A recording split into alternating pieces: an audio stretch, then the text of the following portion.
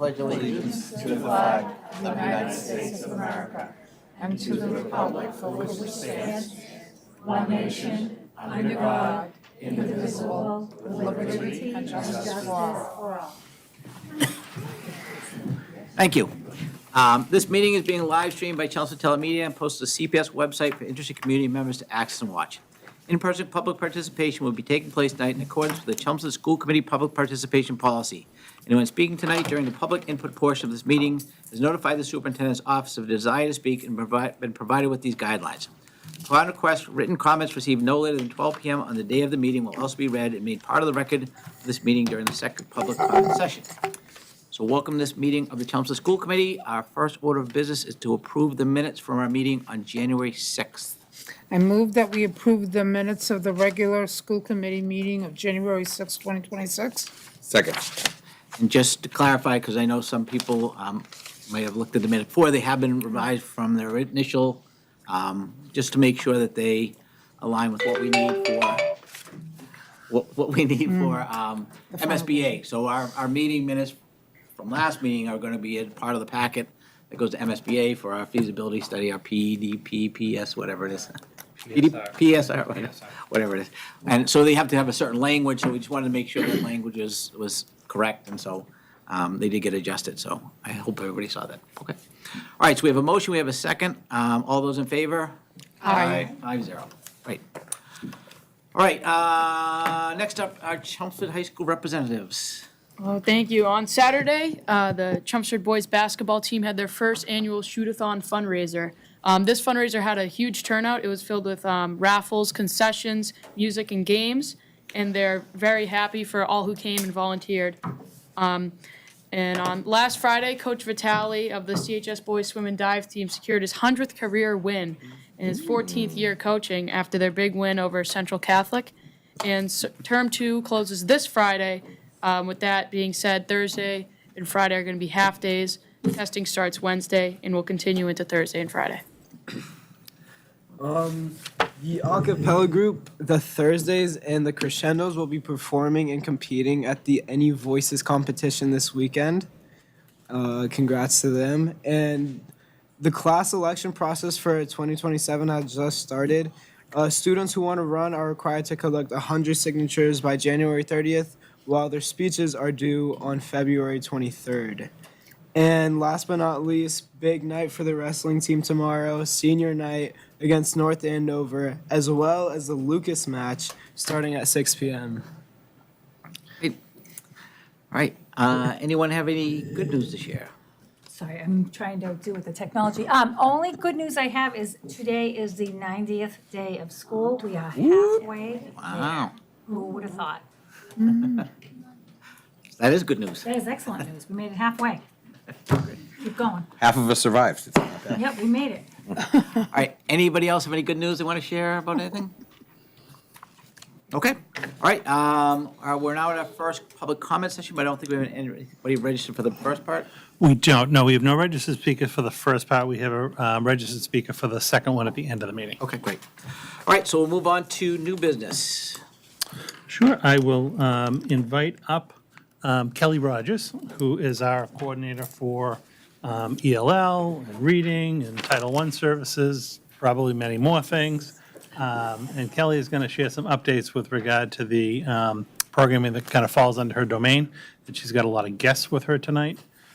So we're looking forward to hearing a little bit about Kelly. Great, thanks for having me. I'm excited to be sharing the news with you this evening because we have some very special guests that are joining us.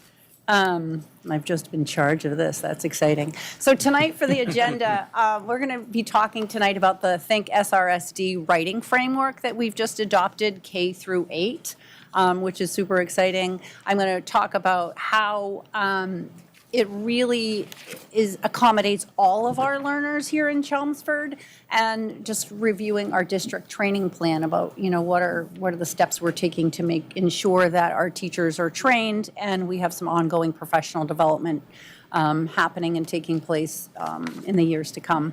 And then the most exciting part of the evening is we have 2 teachers here with us today from Harrington, 4th grade teachers. We have Kiki Cote and we have Katie Ritter. They're going to be joining us with 5 students from Harrington, 4th graders, who are going to actually highlight this ThinkSRSD writing framework that we've taken on here in Chelmsford K through 8. And then you'll have an opportunity to ask them any questions that you have or make any comments to them. And then I'm going to follow up with just a brief ELL and Title I update. So ThinkSRSD, I know that Abby Dick, our K through I'm going to say K through 12. That's not correct. Sorry, Abby. 5 through 12 reading coordinator came and spoke to you a little bit about the program earlier this year. And I'm going to just talk about it from the K through 4 perspective, but super exciting that we're adopting this K through 8. And like I said, it's a writing framework, and SRSD stands for Self-Regulated Strategy Development. And really, basically, what that means is we're giving students an opportunity to take ownership over their own learning. We're giving them some structures and some exemplars, and eventually kind of releasing that ownership over to them, and really focusing on the writing and the thinking and the self-reflection and self-regulation techniques. And this framework really it's builds self-confidence in our students and independence, which you'll hear from some of our students a little bit later. So why ThinkSRSD? So why are we kind of adopting this framework now?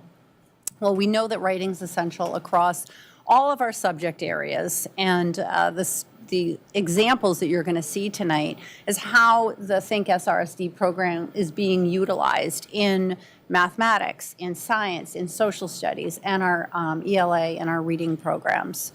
So we have found through the data many students are challenged in their writing with, number one, getting organized or organizing their ideas, staying focused, or revising their work. And I had the opportunity this year to meet with the grade 3 and 4 teachers across the 4 elementary schools. And we took a look at the MCAS essays. And I actually had the opportunity this year, we were able to copy all of the actual student essays and what did they write. And I was able to hand those to the teachers. So they got to see exactly what their students wrote last year. And we found that although maybe some students wrote a lot, they didn't particularly answer the question that was being asked of them. So we think we really need to refine this. We need to really, focus on the writing. And like I said, Abby, was finding the same data in her, grade levels as well, 5 through 12. So that's kind of how we're like, let's take a look at this K through 8. And we even have, I think Abby probably spoke about, that we have some of our high school teachers who are trained in the ThinkSRSD. So, for example, the reading specialist, and some of the other teachers who teach some of the other reading or writing courses at the high school. So that's kind of why ThinkSRSD. It provides very explicit instruction for our students that they kind of need. There's consistent routines embedded in this framework. So there's a lot of acronyms, right? But what we found is, and everyone's doing a great job, right, in their own little subset of a classroom, and one class at a grade level or school might have an exemplar or an organizer, but they're all different.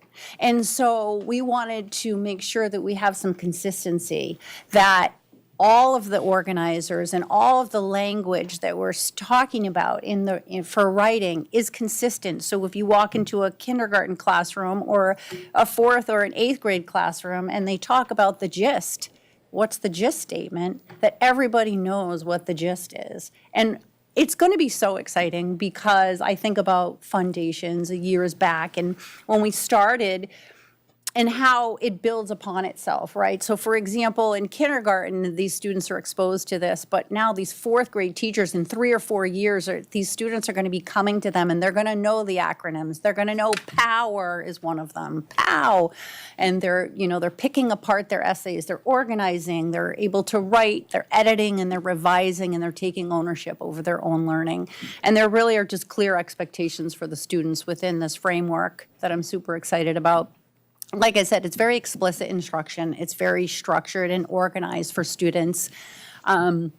there's a lot of modeling that goes with the ThinkSRSD program, a lot of think alouds, a lot of collaborative write. So students are writing together as a class. They're looking at exemplars. For example, when I met with the teachers, the grade 3 and 4 teachers, we looked at those essays and are there any exemplars that we can use that show us what is a great piece of writing or what writing might need some more work on that.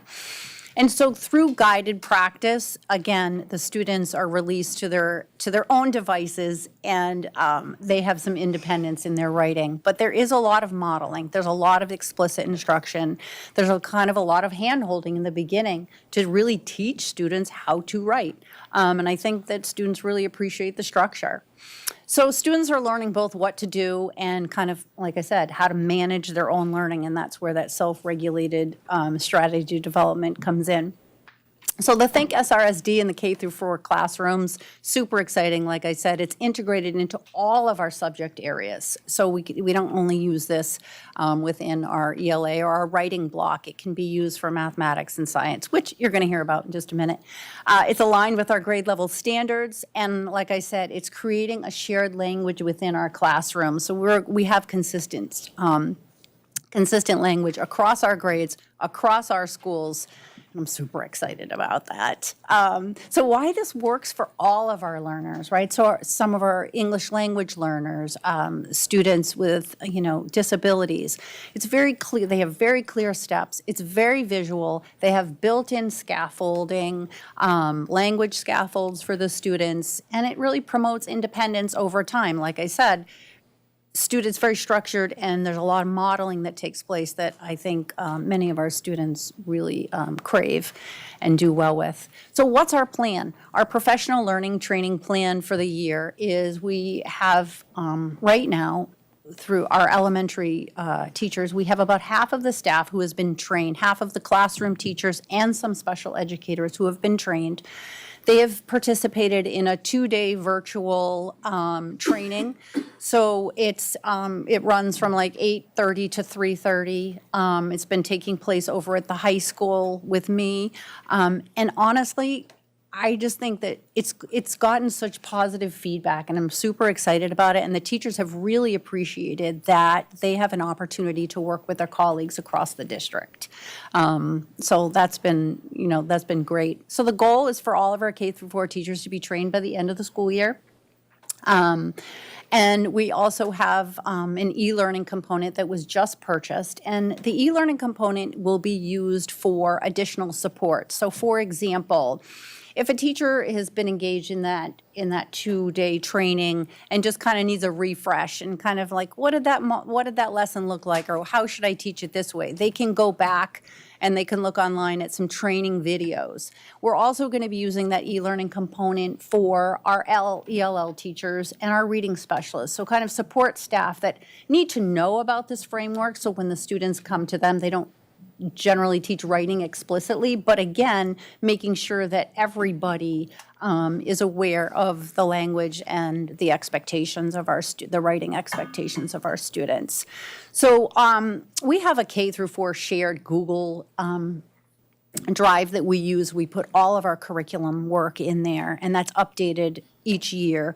And so I created folders for each grade level, and we have ThinkSRSD folder that all of the resources that we're obtaining through the trainings are going into the drive. So everybody, we don't have to recreate these templates, that they're there for teachers to use. So really simplifying that somewhat.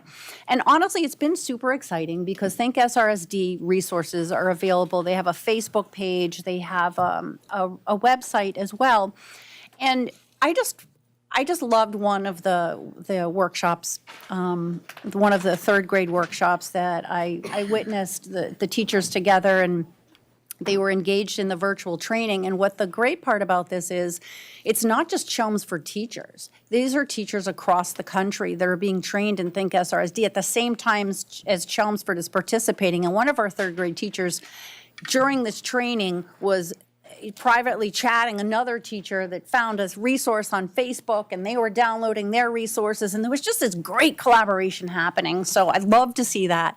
And So that was just kind of something I wanted to share because it was just really, that's what it's about. It's collaboration with other educators around best practice.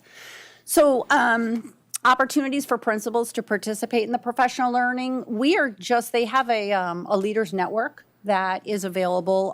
We haven't participated yet. We're just getting our feet wet, but next year principals will have an opportunity to collaborate with other leadership across the country. Anyone who's using ThinkSRSD, the leader, Dr. Leslie Laud, facilitates these leaders networks about once a month or once every other month. So that will be a training opportunity for our leadership to participate in too. So they know what are the expectations and what does this look like and what are the look fors when they go into the classrooms. So the most exciting part of the evening right now is the voices from our classrooms. So the teachers are gonna share, like I said, we have Kiki Cote and we have Katie Ritter and we have Elizabeth Dinelli here who's supporting the group. Jessica Morrison's also part of the team. She's not here tonight, but I just want to thank this team for just being an integral part of kind of making this all happen. They're really the ones who came forward with ThinkSRSD about a year and a half ago in a meeting that I was having with them, and we were able to do some research around that and kind of move forward with this district-wide. So they're going to talk a little bit about how ThinkSRSD supports our instruction, changes they've seen in the student writing, and you'll see some examples, like I said, cross-curricular, which I think is key.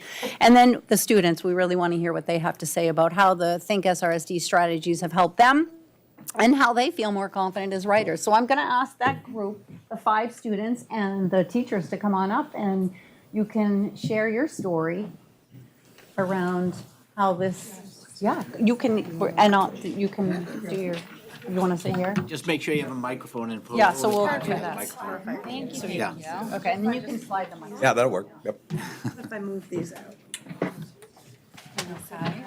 Right here? Yeah. Sam, you want to come sit over here? Actually, competition. What would you like? With you, though. If he needs someone. Yeah. Are you ready? Am I too far from that mic or is it? You just Move it if it's your turn. They move. There's another mic right next to Diana. Yeah, I can. Try to switch this one over too. Thank you for having us. I'm Katie Ritter. I teach 4th grade at Harrington. And I'm Kiki Cote, and we'd like the kids to introduce themselves. Want to start over here? I'm Mohammed Naveed. I'm in Miss Cote's class. I'm Rita Saidi. I'm in Miss Cote's class. I'm Kelly Johnson. I'm in Miss Cote's class. I'm Lexi Plater, and I'm in Miss Ritter's class. I'm Sam Bishop, and I'm in Miss Ritter's class. So as Kelly mentioned, we're here to share our classroom experiences with ThinkSRSD. This is a framework that supports our writing instruction and has already created really visible changes in what our kids have been able to do. And we're excited to have our students here to share how these strategies help them plan and feel more confident as writers in our classrooms. So every strong piece of writing has to start with strong comprehension. So the way that we launched our year was focusing on a strategy from SRSD called Getting the Gist. So we've used this with all of our F&P interactive read-alouds. Summarizing is one of the most effective ways for us to improve our student learning. It forces the brain to synthesize information, right? So when we're using Getting the Gist, we're asking students to think broadly about who did what, when and where, and then why or what happened in a story. And by doing this, it helps them to sort of filter out all of the minor details and focus on the big messages in the text that we are reading. Finding the gist makes me a better reader. Before I start writing, I look for the main idea. For example, after reading Crow Call by Lois Lowry, we use these steps to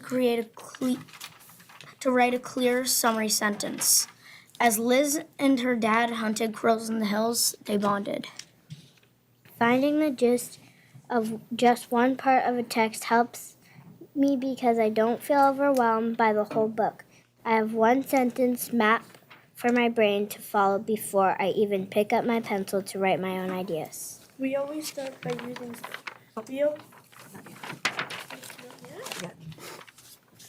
We're going to do this one. The other thing about the gist is it helps us really focus on strong sentence writing because we can take a sentence and we're adding different phrases to it as well. This is the power process, and so we call it self-power. Again, it's a lot of acronyms, but the kids take to it very easily.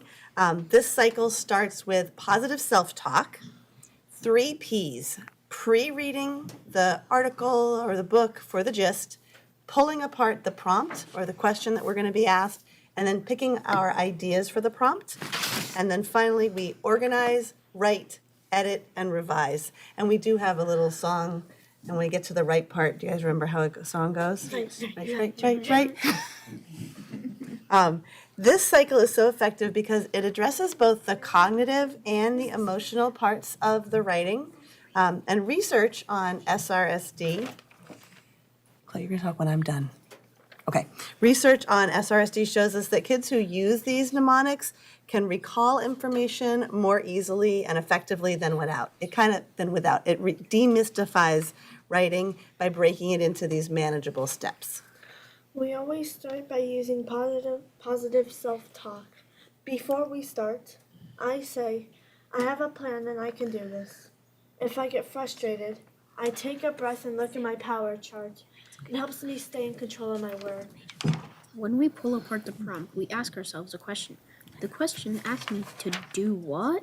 Then we know exactly what the teacher is asking for. It stops me from getting stuck at the beginning, which can be one of the hardest parts of writing. Another aspect of ThinkSRSD is backward mapping.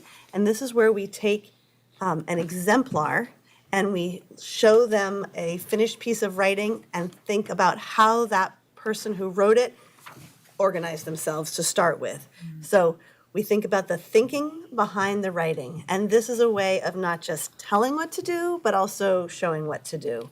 So in this example, we've given the students the Tide organizer on the left with the topic, the important evidence, and the detailed examination. And we try to teach them to have 3 pieces of evidence and 3 pieces of examination, and then a conclusion.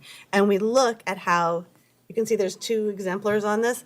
The one on the right is a student who is already an expert in using ThinkSRSD and how they have organized their essay about how a father and son's relationship was strong in the book Dad, Jackie, and Me, which is another one of our interactive read-alouds. So by looking at that exemplar, students can see the components of how writing an essay fit together to build this vision of possibility for their own writing.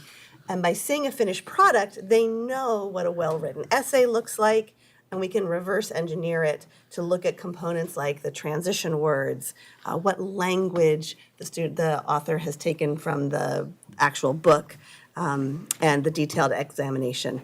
And this Tide organizer can then be a reference when students write their own. So they can use that again when they write. We've also shown them a lower level exemplar where a student hadn't used the ThinkSRSD strategy yet. And this helped students to realize that they actually already know how to include more ideas than this student did, and notice that there might have even been ideas that don't quite make sense. And it's helpful to see that and, make that connection inside yourself. We even use our writing tools in math. When we have to explain how we solve a problem, we use Tide. We also include language boxes that reminds us to use important math vocabulary in our writing to show our understanding. When we learned multi-digit multiplication, we solved problems like 96 times 27. I didn't just show the answer. I wrote a topic sentence that shared my answer, provided important evidence of my strategy, an area model, usually, and give a detailed explanation of how I decomposed into numbers. My ending helps me make sure my answer makes sense. Writing about my strategy makes my math thinking much clearer. So as you've already seen from Sam and Lexi, because ThinkSRSD provides a universal language, students can use this framework across content areas. So it reduces that cognitive load, meaning they don't have to relearn how to write in science and in social studies and in math. They're using the same tools that they're already comfortable and familiar with. They just have to apply them to the new content. So they can really focus on the new material that they're learning rather than learning a new structure for it as well. In science, we use TIDE to write scientific explanations. For example, we studied soil and became experts of what soil was made of. Using important evidence and details, we were able to clearly explain the 4 parts of soil: organisms, air, water, and nutrients. In social studies, we use power cycle to research the native tribes. We organized our research into categories like land, food, and homes. For example, we learned the community lived in teepees because they were easy to move and take down when they followed the bison.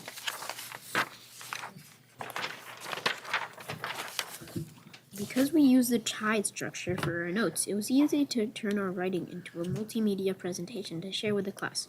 We knew exactly what to say for every slide.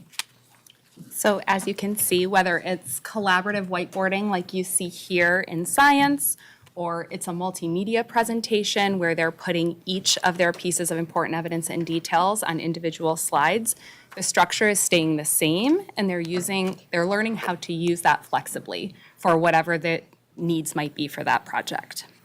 Katie, can you go to the slide that has some highlighting? Because I don't think we talked about that.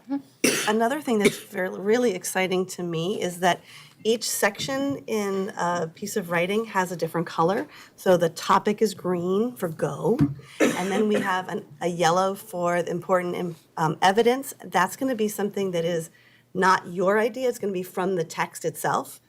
The orange is our detailed examination, and that's our own thinking.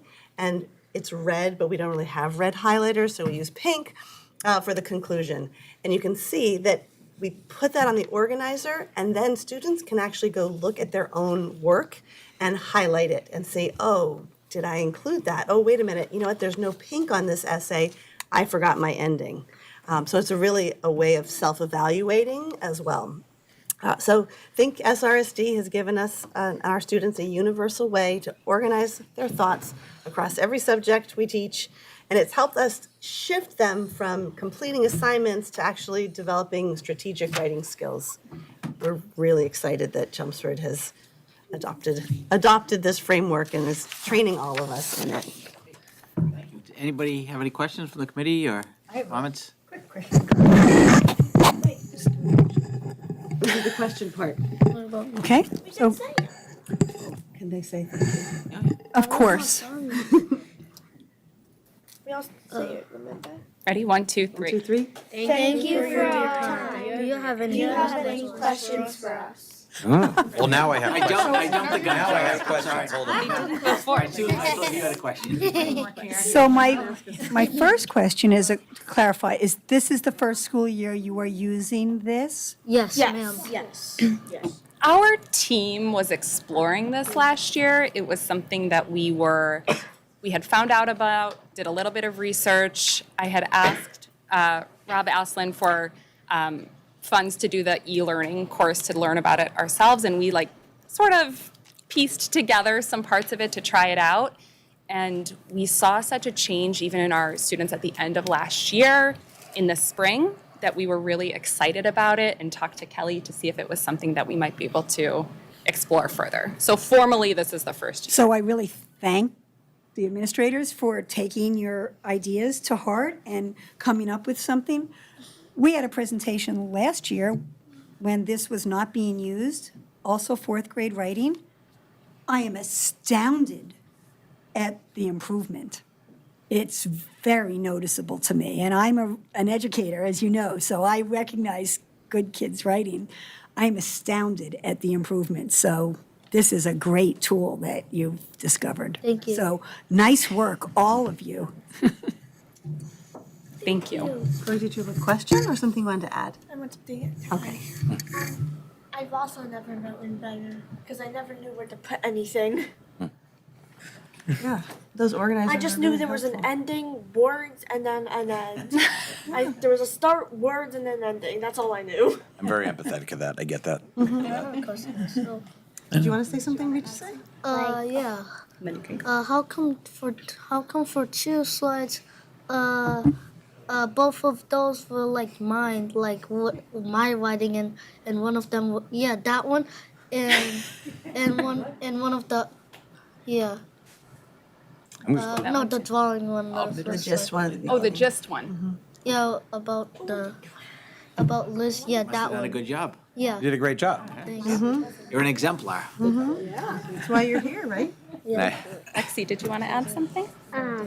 Like in kindergarten, first grade, like in like a younger grades, like we only learned how to do like the burger, like the top bun, which is like the topic, and then like the middle is like the, like we didn't know that was the IND, only like it was like the middle to explain what we wanted to write about, and then the bottom bun was the ending. Is it a little clearer for you? Yeah. Like what that middle part is supposed to look like? I did have a quick question for the teachers, although I'm very impressed with all the students. I'm curious, it sounds like this was something that was kind of educator initiated, like we're looking for something, we have an idea.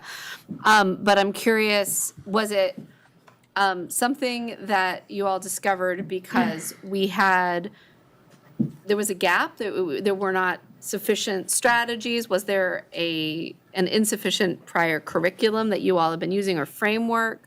And this was like, it felt like a new and improved thing. Is it a new, I'm not super familiar with ThinkSRSD, so is this something that's brand new that just came out and is really kind of having an immediate impact? I'm just curious where the idea kind of originated and if it originated from something you knew was a missing piece or just something that seemed right away like it would be an improvement? I think SRSD's been around for at least 20 years. Okay. The researchers have been working to develop and improve it.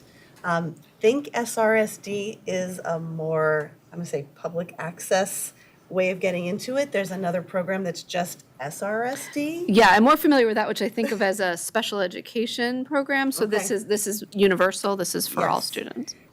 I think this is a framework, right? This isn't a curriculum. Okay. So I think we have Fountas and Pinnell resources for reading and writing that have like rich and wide, varied lessons that come with them. I think we were looking for something that was going to unify all of those pieces, something that had the kid-friendly language that they could really latch onto and make their own.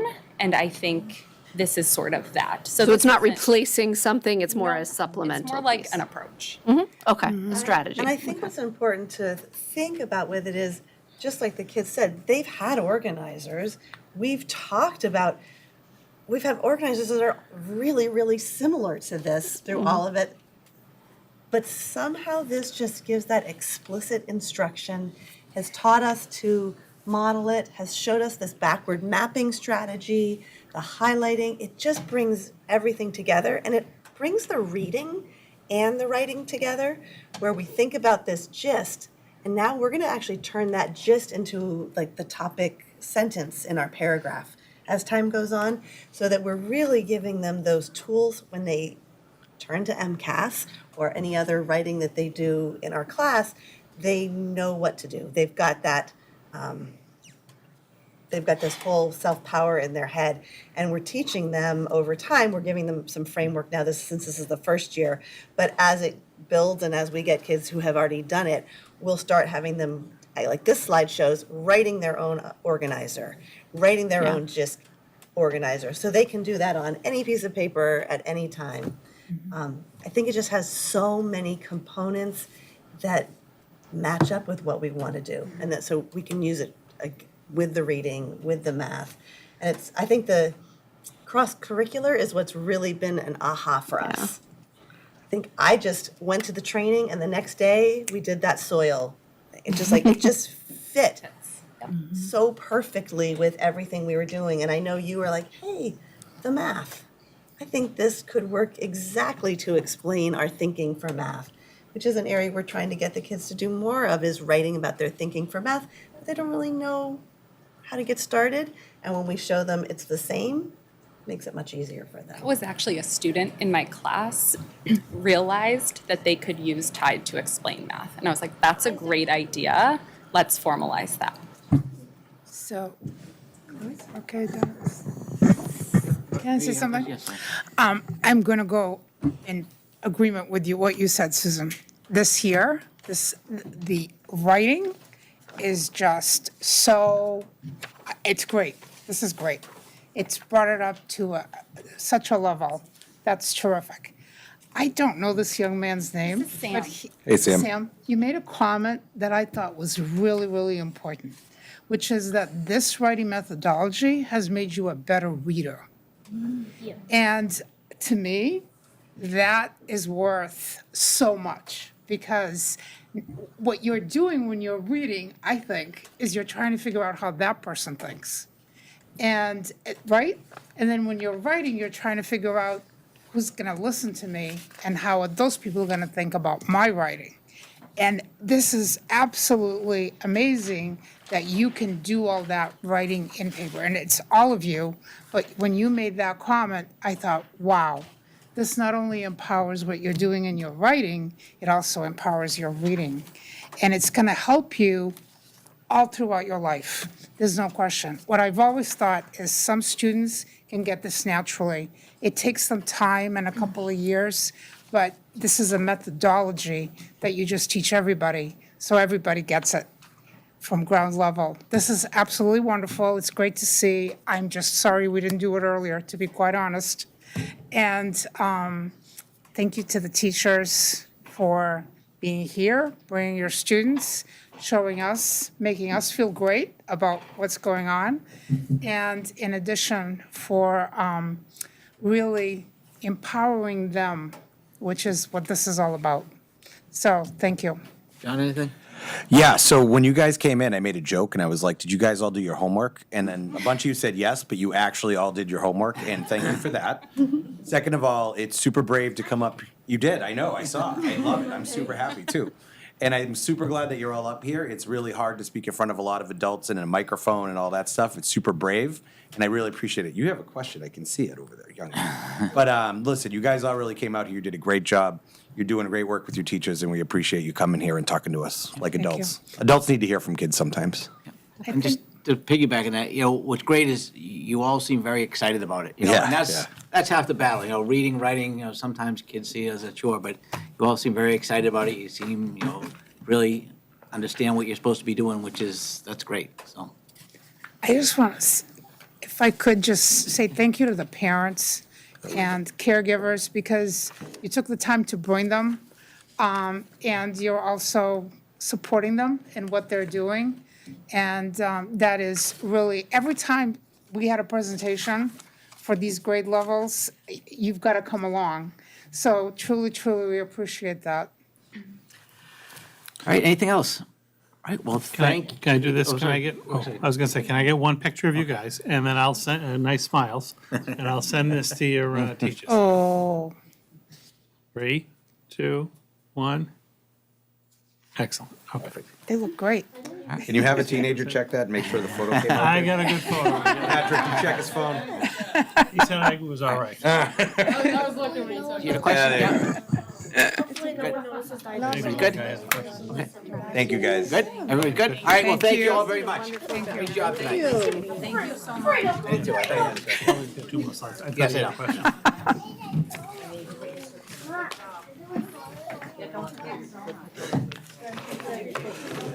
Oh, when the kids come in. Oh, it is. Thank you, guys. Thank you, Ms. Rogers. So, I have one question for Kelly, if I could. Yeah, we got more stuff. Yeah, we got Kelly still. Yeah. More slides. Sorry. She's still here. I'm not the most going anywhere. exciting part now, right? That was just awesome. Have a great night. Thank you. Thank you all. Thank you. Real improvement. I've heard really positive things from Theo about this curriculum, too, or not curriculum, it's methodology, too. We'll just give them a second to, They've got to get donuts. There's a You have to get the donuts. One of the parents brought one of my donuts. favorite meetings of the Because they year. own a donut shop. It's We're very waiting for nice the of them. leftovers. That's so sweet.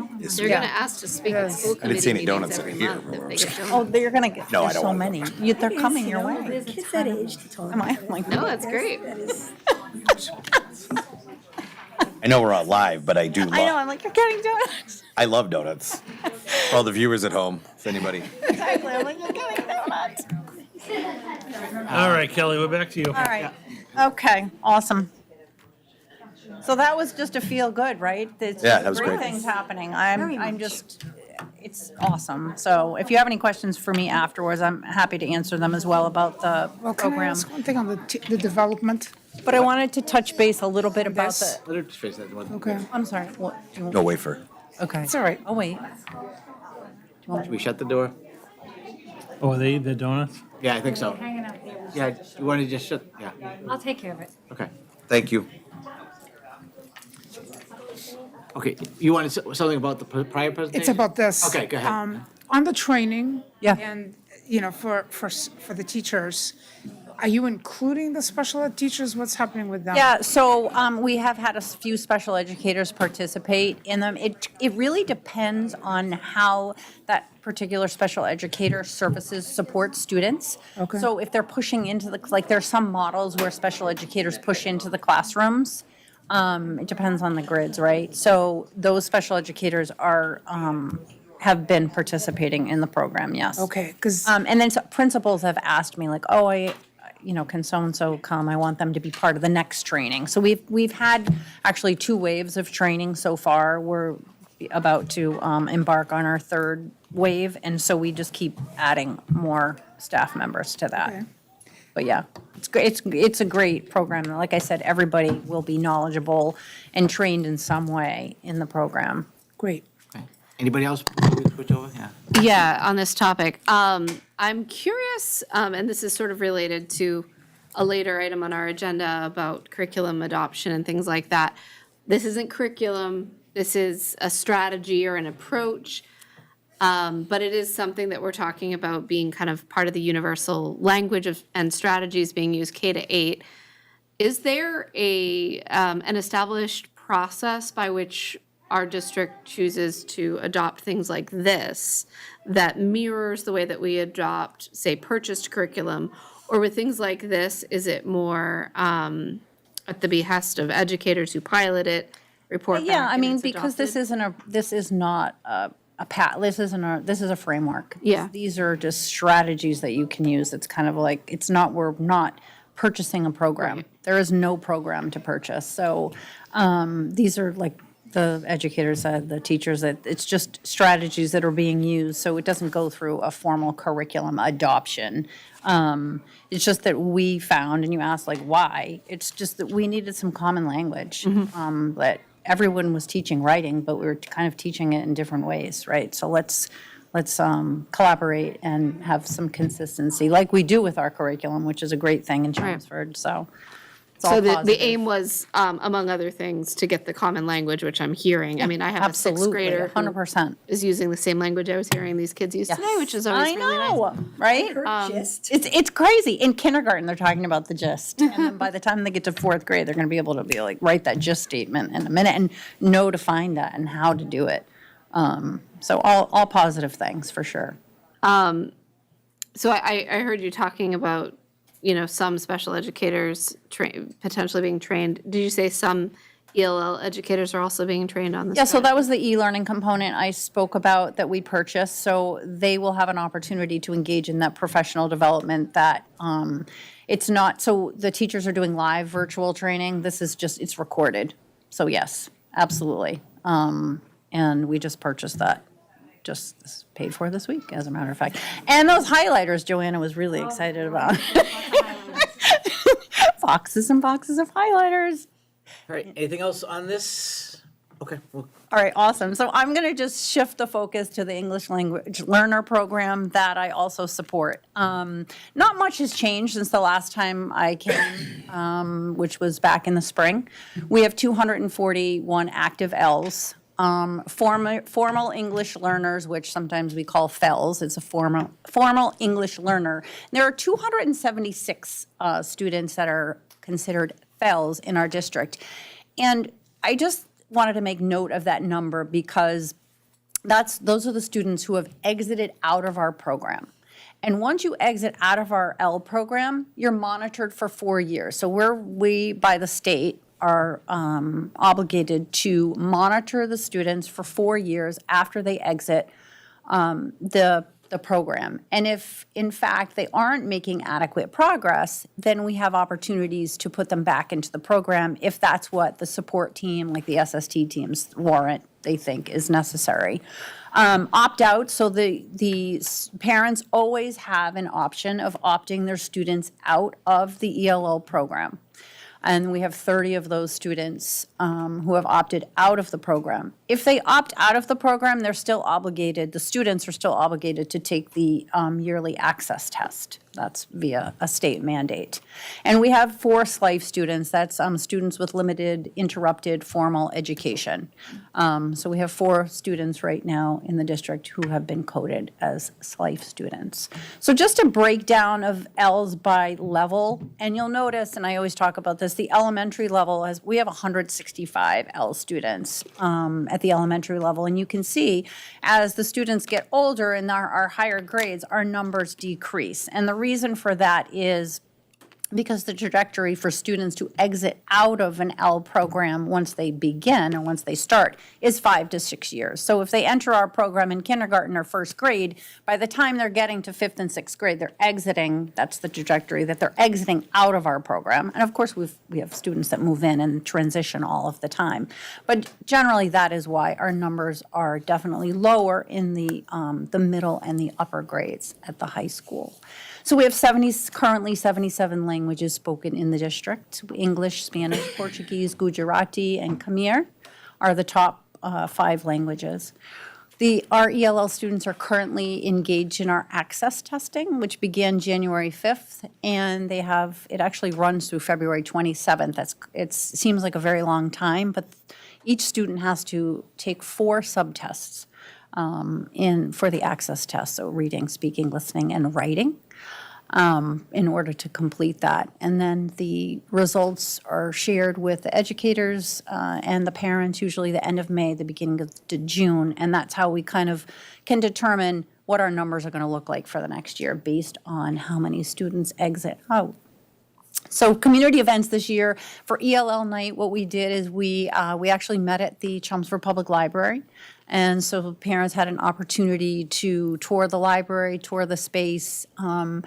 The night we had the ELL night was fun because it was PJ night in the children's room. So some of the kids were able to come in their PJs and listen to a story. That just happened to coincide with the night that was chosen. So that actually worked out nice. And then we always have a spring gathering. We haven't decided what we're doing yet this year. I always like to come up with something new and different. So we'll see, maybe Friendship Park or who knows? We're meeting with the team. I meet with the team, I think, in 2 weeks. So we'll probably have some preliminary plans then. So that's kind of just a recap of what's happening with our L program. Title I program overview. How are we providing the intervention and the family engagement for our students and the community, our parents. So Title I schools this year, the eligible Title I schools are Byam, Harrington, and McCarthy. We support our students through interventionists, providing that targeted academic support. It looks a little different in every school, but we have intervention, math and reading intervention in all of the buildings at the elementary level. And then this year we did something a little bit different. McCarthy qualified for Title I And we took a look, mathematics is a targeted, a goal in the school improvement plan at the upper grades in math at McCarthy. So we took a look at that and we put in some after-school tutoring for some of the students that qualified. And Title I is very specific about how you qualify and what data points you need to look at. So, we have a weighted criteria. We have certain data points that we look at to determine who would benefit from the programming. And so we have actually 2 teachers that are teaching facilitating the after-school tutoring program, and it's really going well, to be honest with you. I'm pleased with it this year. This model just seems to fit this developmentally. It's appropriate for that level, in my opinion. So I'm happy about that. Family engagement night, Title I night in the fall, I took that to the library too. I'm just kind of looking for different things, shake it up a little bit, but really getting families part of the community, I think is important. And then we always have something in the spring, and again, haven't decided yet, but I'll get the wheels turning and collaborate with others to make that determination. So again, those are just some brief overviews around what's happening within the L department and Title I. But I'm happy to answer any questions about anything. I have this is a very technical question. Do you happen to know how McCarthy qualifies for Title I, but say Parker does Yeah. not, which serves Yep, the so same it's neighborhoods? it's a formula, honestly, that there's a lot that goes into it. There's a formula that they have that this is based, it's a federally funded grant, and the Right. state determines each summer.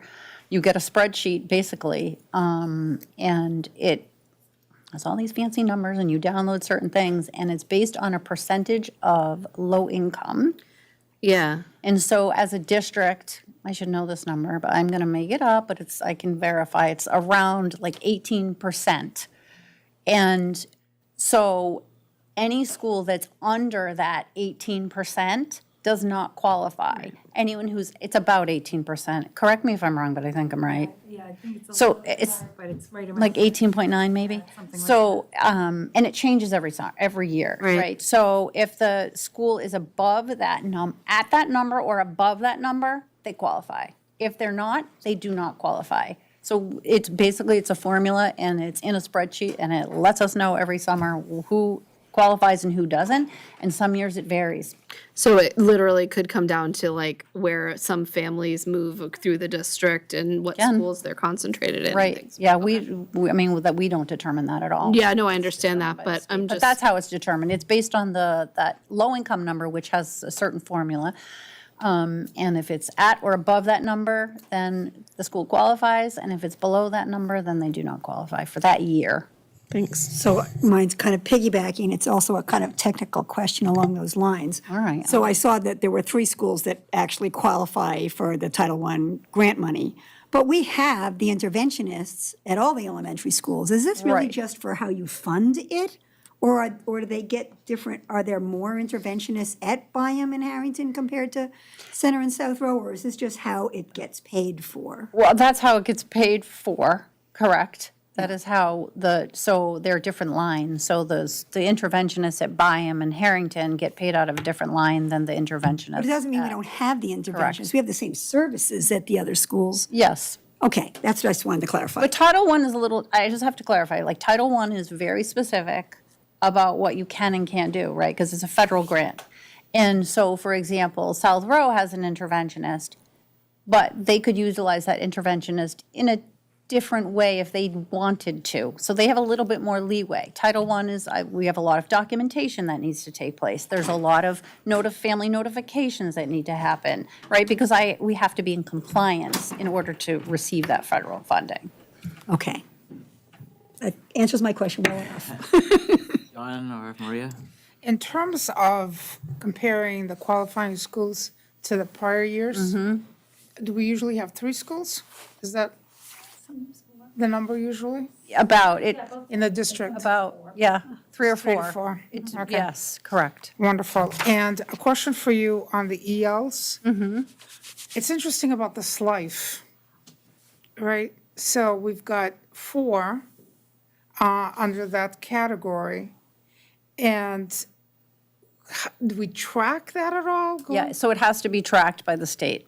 Okay. And there's a certain qualification that if you are a SLIFE student, you have to be of a certain age and missed a certain amount of schooling. And so if we have evidence that that is the case, when the student transfers into the district, then they would be coded, I don't mean to be so like technical, like they're coded as, but it's really, honestly, it's through, it's how we account for the categories. And in our case, is it mostly students in middle school and high school, or would you say? Yes, because yes, correct. Okay. Because you have to be a certain age to be considered SLIFE, above a certain age. You're going to ask me what it is. That's I'm gonna certainly more fail. challenging. Seven, maybe.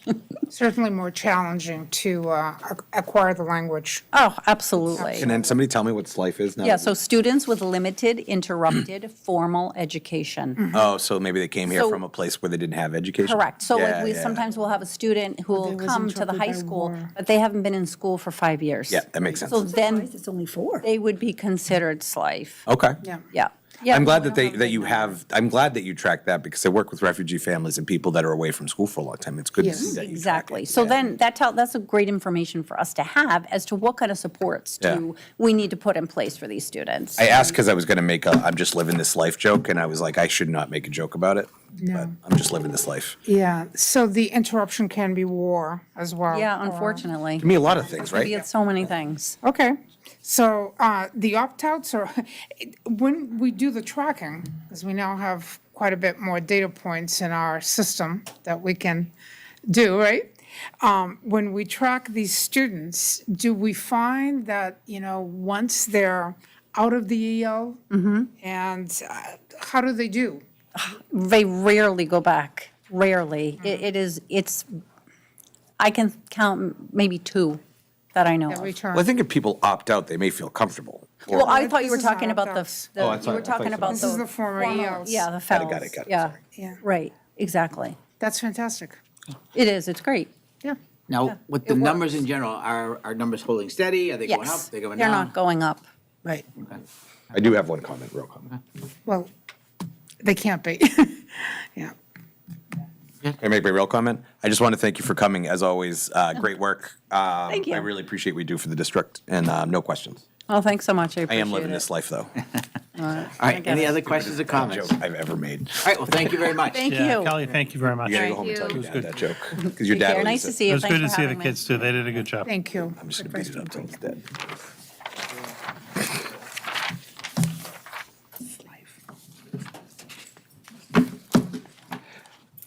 Patrick's dad's at home laughing at that too. Yeah, he is. Yeah, he does. My kids have figured out dad jokes, and I have figured them out, and I am Kindergarten enjoying it. registration next. Yes, I'm sorry. So, yeah, we had this on the agenda at the last meeting, but Joanna, will you just walk us through the kindergarten again? Sure.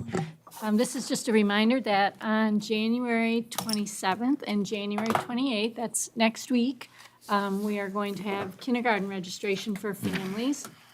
They'll come here, they make an appointment for about 15 minutes, and they bring in their documentation. So if your student is going to be in kindergarten next September, you can come for these kind of big registration sections and meet your school clerk and meet other people registering at the same time and get started for next year. And these are the first registration periods, right? We haven't had any yet. Right, this is the first one. Okay. So we won't know any numbers for a while. No, but I can tell you that we have at least 190 appointments. Oh, okay. Well, So that's that's good. really good. Yeah, there you go. Great. That's very good. Yeah. All right, any questions on kindergarten registration? Go kindergarten. Yeah. All right, we're to the Parker Middle School Building Project. Yeah, just a quick update for you. At last school committee meeting back on January 6th, we had Left Field and AI3 Architects here and brought the committee up to speed with the different scenarios we were looking at. And then we had anticipated, I know we had a discussion about kind of the preferred model being the 4 to 6. And we had anticipated going to the school building committee that Thursday, 2 nights later, talking about the different options and potentially having to come back here tonight, because remember we talked about potentially taking like the 5 to 8 off the table. At the school building committee meeting, the conversation kind of went in a different direction. And ultimately, the school building committee decided to leave for the January submission, all 3 grade level options still on the table, the 5-6, the 4-5-6, the 5 to 8, but restricted to the Parker site. So basically took the Graniteville and the McCarthy sites kind of off the table. Yeah, but we're still going to vet the 3 different grade level configurations for the application that's going to go in at the end of January. So technically, there's nothing really for the school committee to have to come back and weigh in on tonight, because the school committee weighs in on the grade configurations, not necessarily the site where the building would be constructed. So that's fine, and Dennis can elaborate more if he'd like to. What we're going to end up doing is putting in that proposal to the state actually on the 22nd, so it's going to go in on Thursday. And then again, that's going to kind of kick off a period where they review it for a few weeks, give us some questions and comments. We have a couple of weeks to give it back to them, and the work will then progress between now and May. And between now and May is when we'll actually kind of refine which of the 3 different grade level options we ultimately want to move forward to what they call schematic design. So then in May, we'll do another submission with just the grade level option at Parker that we're looking for. And then between May and October is when we'll actually go through the full schematic design and cost estimating and things along those lines. So what I did do for you is behind the one-page memo, because there really is no action for the board tonight, I just put a copy of the whole presentation that the school building committee went through that Thursday night, just so you would have it as part of this packet, or if someone was watching at home, they would have it as part of the packet as well, so that they wouldn't have to go through, digging through the website to find it. But it's very informative. It covers the 3 different options. It covers the different locations. It has the cost estimates for the various projects in there. And I just provided that for you just as additional kind of backup following that meeting. So that's my little kind of summary. Just to, you have a question, guys? Well, I just have a quick question. I understand everything that's in that one page, and I get it.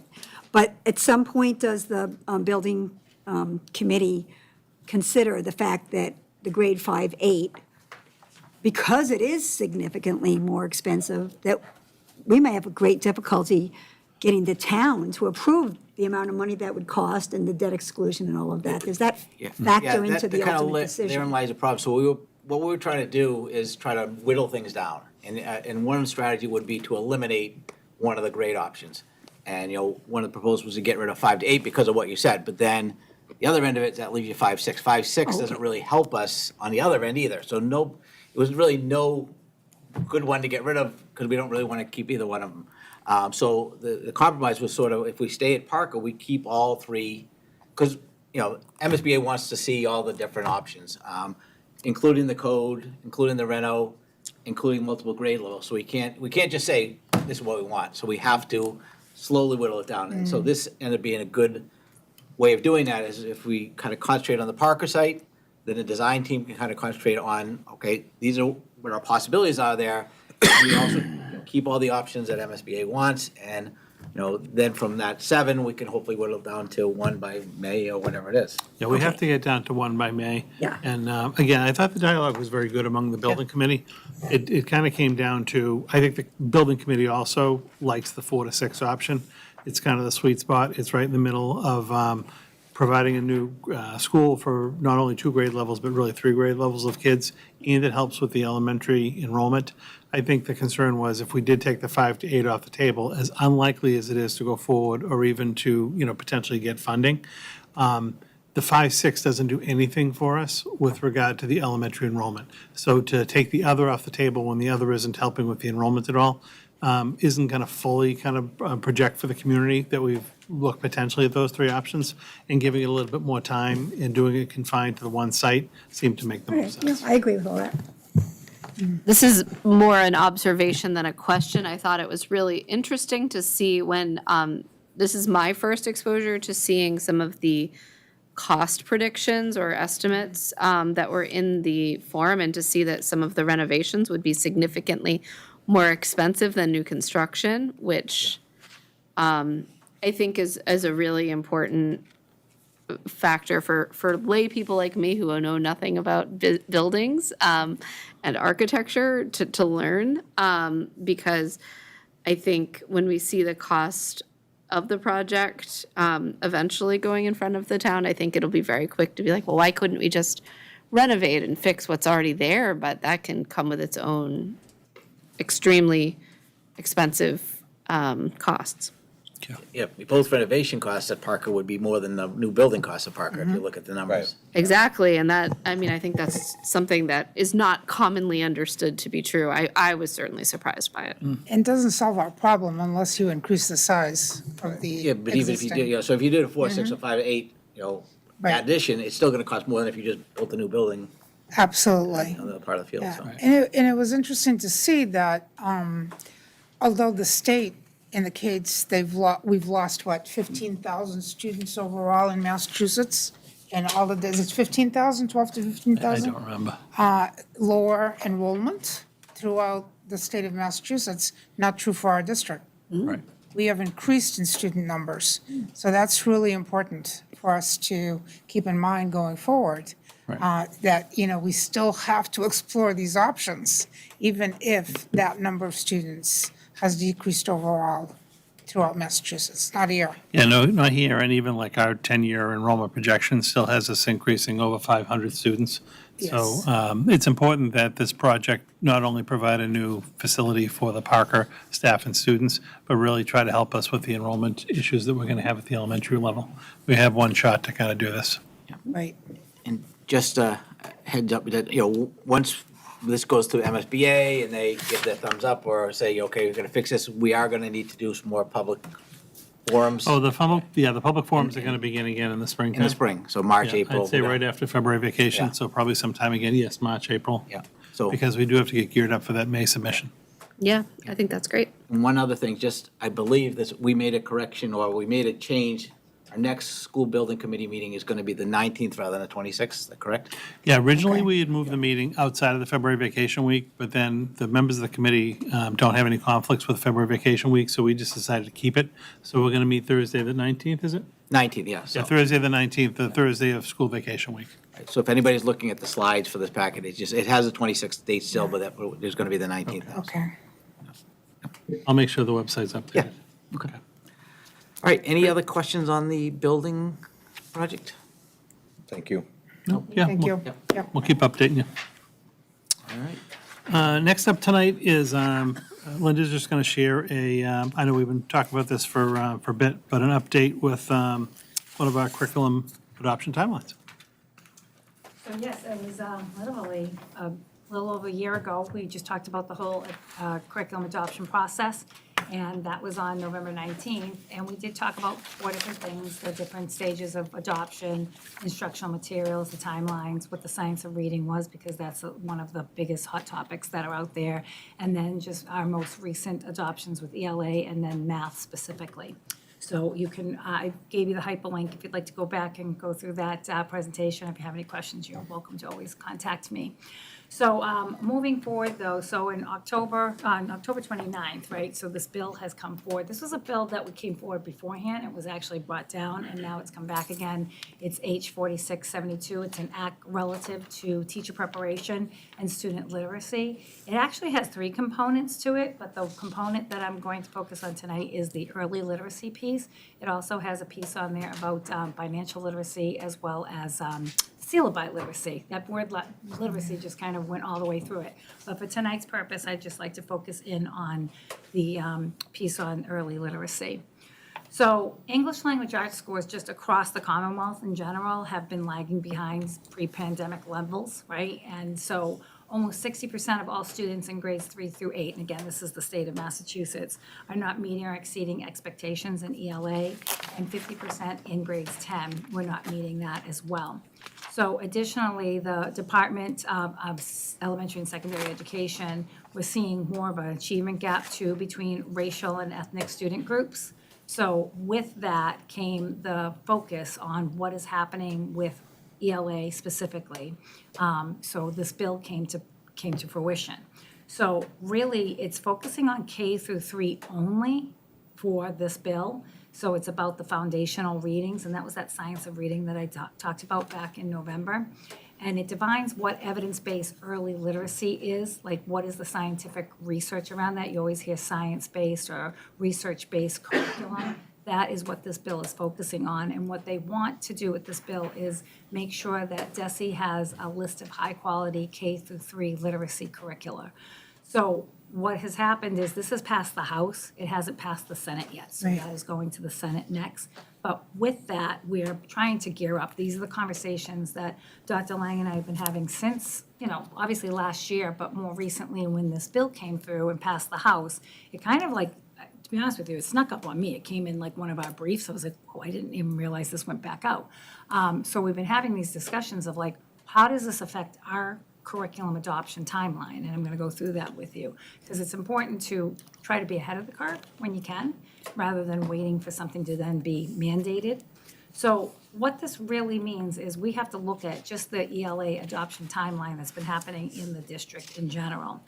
So in your packet, I pulled the slide from the presentation back in November. This just gives you an idea of like what programs we have used in ELA since the big adoption that happened in 2011, and that's when the standards changed in Massachusetts. So that was the big push from a lot of districts to put in ELA and math curriculum that met the new standards. And prior to that, we used to have, for our K through 5 with Scholastic, and we had a Pearson product for grade 6. And I actually taught 7th grade in the district at the time, and we had one of the HMH programs, which is Houghton Mifflin Harcourt. So it was just a literature program. So there's been some, big adoptions that are happening. And then as we went through that cycle, that's when we moved to the most recent adoption that we have, K through 6, which is the Fountas and Pinnell. And we also have brought in Foundations. And Haggerty is for our phonemic awareness. So at the K through 4 level, you see almost 3 products that make up the whole adoption. And then as you get into the upper grades, you just have the Fountas and Pinnell classroom, and then our grades 7 and 8 have Houghton Mifflin again. So this just gives you an idea of what's been happening in the district since 2011. So back to our curriculum adoption timeline. So currently, we're really not scheduled for a pilot of any new ELA curriculum until the 27-28 school year. So that's about a year and a half away. But we're trying to be very mindful about the adoption cycle in general. So this is why we have this whole timeline, because especially at our elementary level, because they teach all 4 subjects and they are constantly in an adoption process, right? So when they get a new ELA program, we moved over, they have the new math program. They'll have new science. Social studies is doing investigating history, so that's technically kind of going concurrently with what's going on. But we have to be very mindful because those teachers have a lot of PD that go along with this. You've heard about some of even the add-on PDs with pedagogy. So this is why we have an adoption timeline. So this is what we currently have in place. What we're proposing based on this bill that's, most likely moving forward, is to push our timeline ahead to, again, be ahead of that curve. And this would give us a pilot year that would start next school year, 2026-27, with the actual materials in classrooms. And I highlighted FPC in red since the pilot will primarily focus on like one larger reading program. So that list from DESE is larger reading programs that basically encompass all components of reading in one program. And that meet like phonemic awareness and phonics as well as comprehension. But at the same time, we still have Foundations and Haggerty in the district, so we're not looking at like a new piece of Foundations, because we already have that, or Haggerty. We're gonna be looking at these reading programs with the phonics components that they have built into that. So that is gonna be kind of our little, how are we gonna work this through and also make sure that we're hitting those foundational skills for students through those programs. So that will be one of the big things that we'll be doing. So these programs that we'll be looking at would be from that DESE Curate site that they've made. So there's ed reports, but Curate is the DESE one. So that is the list that we would like to actually look at. And they have these different programs, and we'll invite in those vendors. So although the bill only really relates to K through 3, it's just in our discussions, Dr. Lang and I, and even like the department coordinators, teachers in general, for consistency in our programming, we're going to be looking at this K through 6 rather than breaking it up a K through 3 and then looking at 4, 5, and 6. And it's important to just look holistically at your current makeup of your schools. So even if we were just going to look at K through 3, we really have to consider grade 4 because currently our elementary schools are K through 4. So you can't just leave one grade level, hanging out there. But also being mindful of, we do have building projects that are going to be coming up. These products will probably still be in place or, towards the end of their time if we were to keep them past, up to the 6-year, 8-year mark. So we really would like to incorporate K through 6 because we might see all of these children moved in their configuration. It would then be odd to just have one grade level again doing something completely different. So that is kind of where we're at as a district to say, all right, if we move this timeline up, which we're planning on doing, we will take K through 6 and put everybody on the same timeline, and it will just make it a little bit more consistent and convenient for everybody as we go through that process. So really what this means is we would actually start the process this spring. So what happens is the first thing you have to do is you have to invite in the vendors. So we would go through that list and have the vendors bring their products, and we would put together a adoption committee, and we would have them look at these products to then decide which products are we going to actually implement for next year as a pilot. And you would at least want 3 of them to be looking at to see what they have for programming, and we'll start to identify who those teachers are, who will be the pilot teachers, and then you would then move forward to getting the products into the building. So that takes the whole summer, and at the same time, you'd also be providing professional development to those pilot teachers, as well as getting the products in the building, which is, a big heavy lift because they come in big pallets. Gotta get, some strong people in there to help move it around. And then continually, we'd start in the fall, and we would actually start with integrating, like, what are these programs, actually teaching them, having site visits to other school districts that are using them. We took the bus the last time and drove around to the school districts that had them, talking to other teachers, what works, what doesn't work, comparing the products in all of throughout the committee, right? So we try to put the teachers together as grade level teachers. We put them together as schools, and they meet regularly to have conversations. At the same time, they're filling out like surveys of what meets the criteria, right? We have those surveys because each component has to have that. That's how we kind of put together our FPC as well as foundations when we ended up adopting the last program that we had. And then in the spring, we would, well, more importantly, in the winter, we would have an idea of which product we would like to actually move forward to the committee for securing some financial pieces for it in order to actually purchase it. But then all throughout the spring and then into that summer, we would be working on removing the current program that's in there, most likely in the spring, and then continuing with professional development, working on pacing guides. We have to put together, so typically we use the pilot teachers as almost like a teach the teacher model.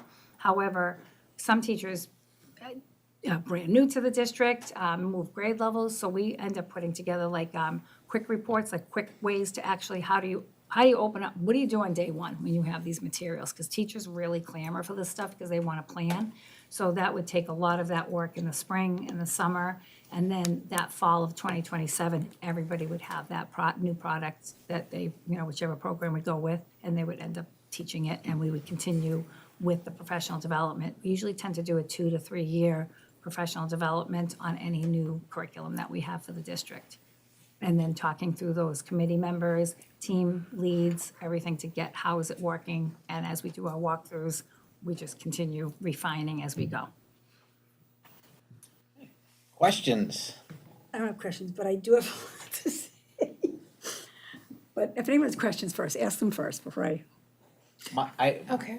You go ahead. So in this whole process and as part of the legislation, do you see DESE coming out with a list of what's acceptable and what isn't? You They do. already do, they have it. They already have It's it. there.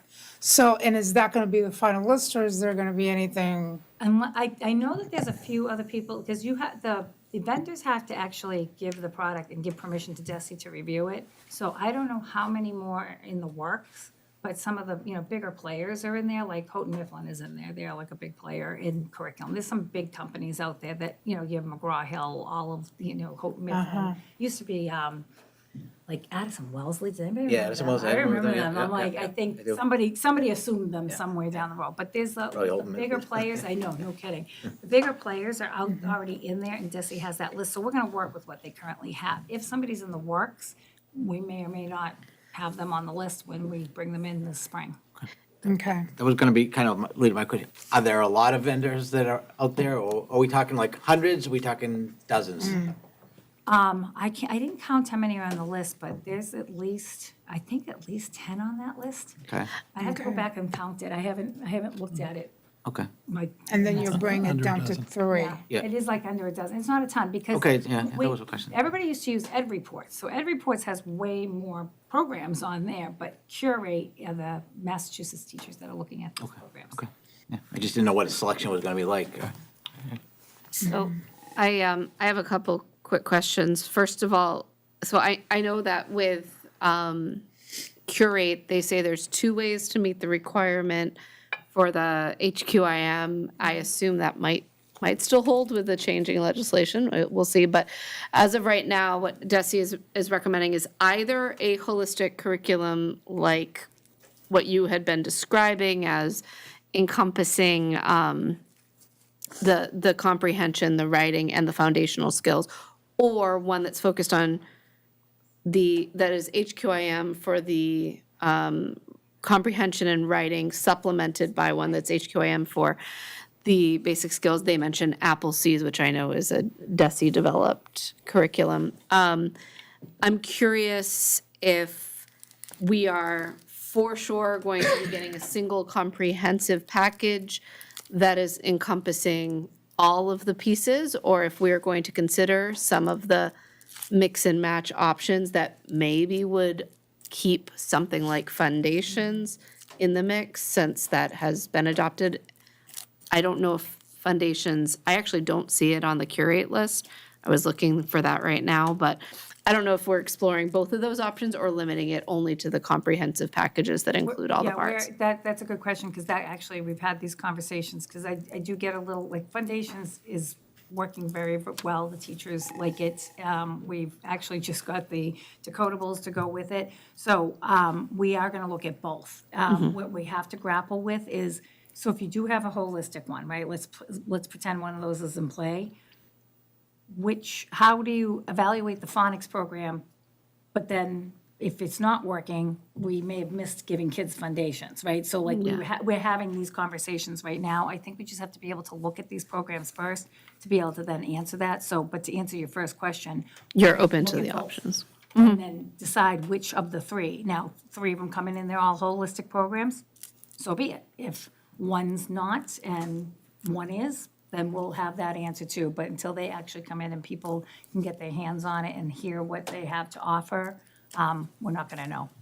Yeah, and I imagine that whatever list is on there now is not going to be static. I know that they are currently working with a new crop of Curate educators who might I notice a few things on here are up for review, but I imagine there'll be some new curricula potentially added as well.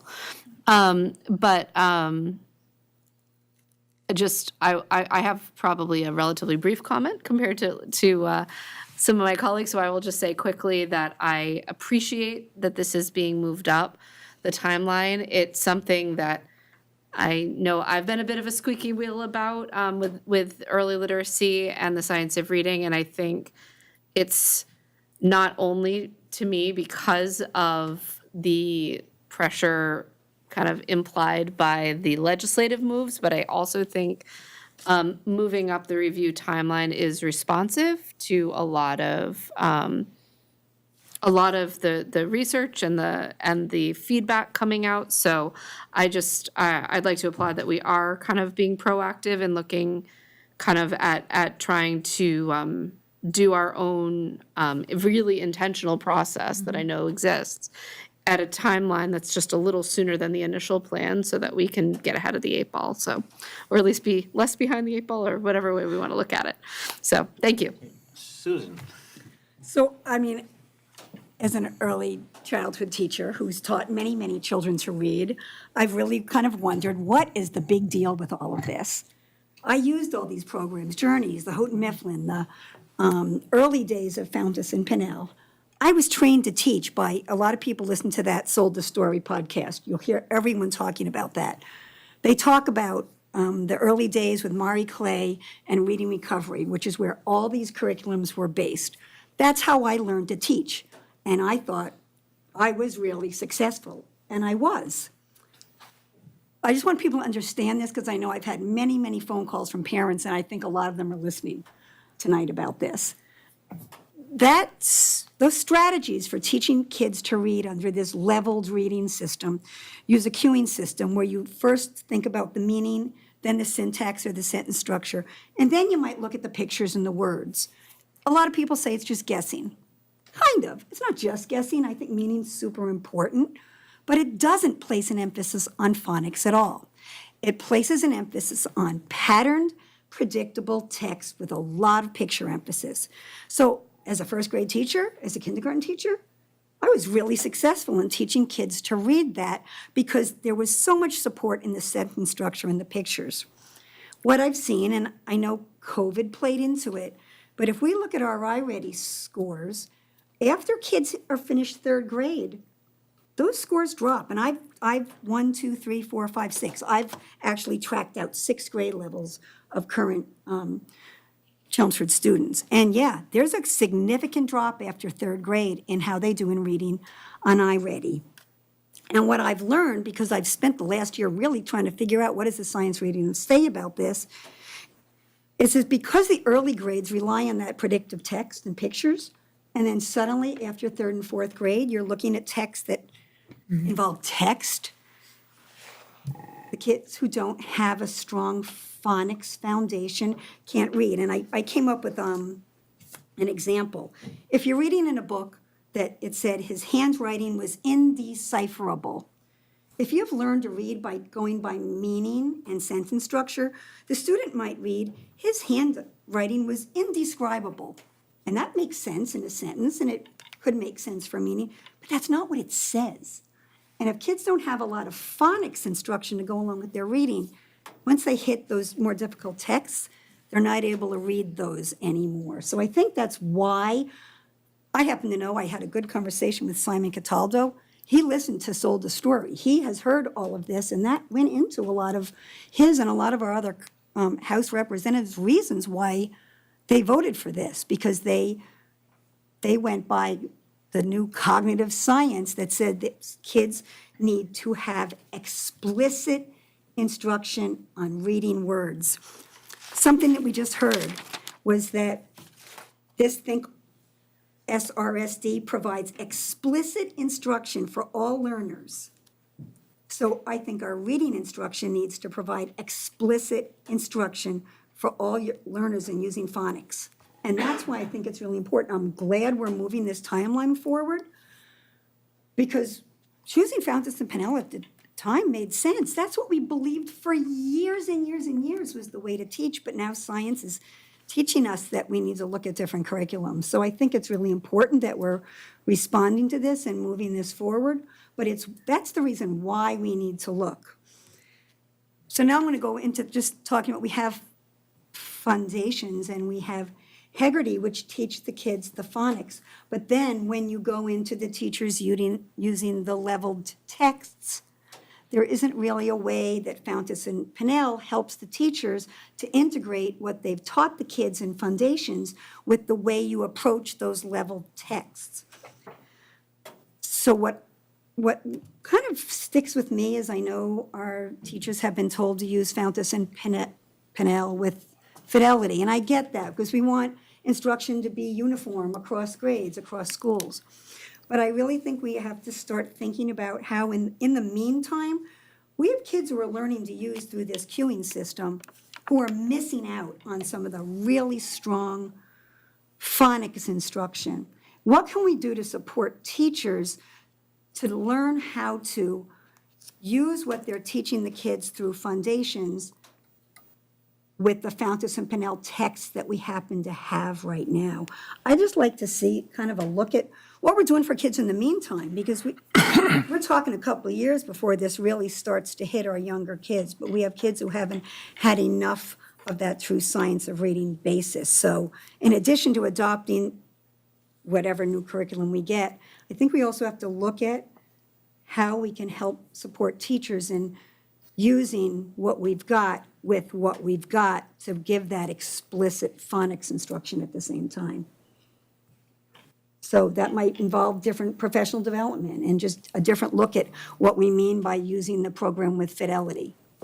We do need to have uniformity, I understand that, but we also need to have teachers be able to make professional judgment about what the kids in front of them need, and maybe trying a strategy here that wasn't in the manual for Fountas and Pinnell, but they know the strategies work. So I think I just like people to understand the whole big picture of that and why it is important and why we're hearing from so many people, including Desi and our state legislator, that we have to look at this in a new way. Anybody else? Any other questions, comments? I got nothing. I'm I have the two smart, like the three smartest, the ELA and curriculum people around me. I just soak it up. That's why I said, this is my baby. Some Yeah, I other know. things Yeah. I'm not as well versed in. Yep. What she said. Well, No, this is, no, it's really good work. I know we have to do it the law. I do pay attention to this stuff. They just So, know more about it. So I let's- trust what Susan McKinnon just said because she taught my girls how to read and write. So I know that what you did worked. And I also know that each one was very different in what she needed. So I am very glad to see the timeline moved. I think that that's wonderful. Because kids only get one chance at one grade level, usually. I'm also seeing on a national level that some states have been really successful in bringing up their reading scores. Mississippi, I think, is used as one of the big examples. They have really moved up on the scores in the nationally because they're using these phonic-based type of scientifically studied programs, and they're working. So they seem to work. The other thing is, I am going to keep all fingers crossed that when we implement this, we don't have a pandemic. Because that was truly not helpful in any way. And I think too, as we go along, we learn, but shame on us if we don't learn from our mistakes and we don't implement something. So what you were saying to do, meanwhile, to look at the possibility of how do we give some leeway so that that classroom teacher who has been taught on methodology, on how to teach, and knows how to teach, and is in front of those students, can figure out which students need what, and maybe be able to fine-tune what they're doing or change what they're doing in order to meet all the needs. That would be important. So I would stand behind what Susan said. I'm going to ask a question I probably know the answer of it. So if the state legislature, the Senate passes this bill and says, okay, all schools have to adopt these new curriculum, is the state going to provide any sort of support financially to help schools afford new curriculum?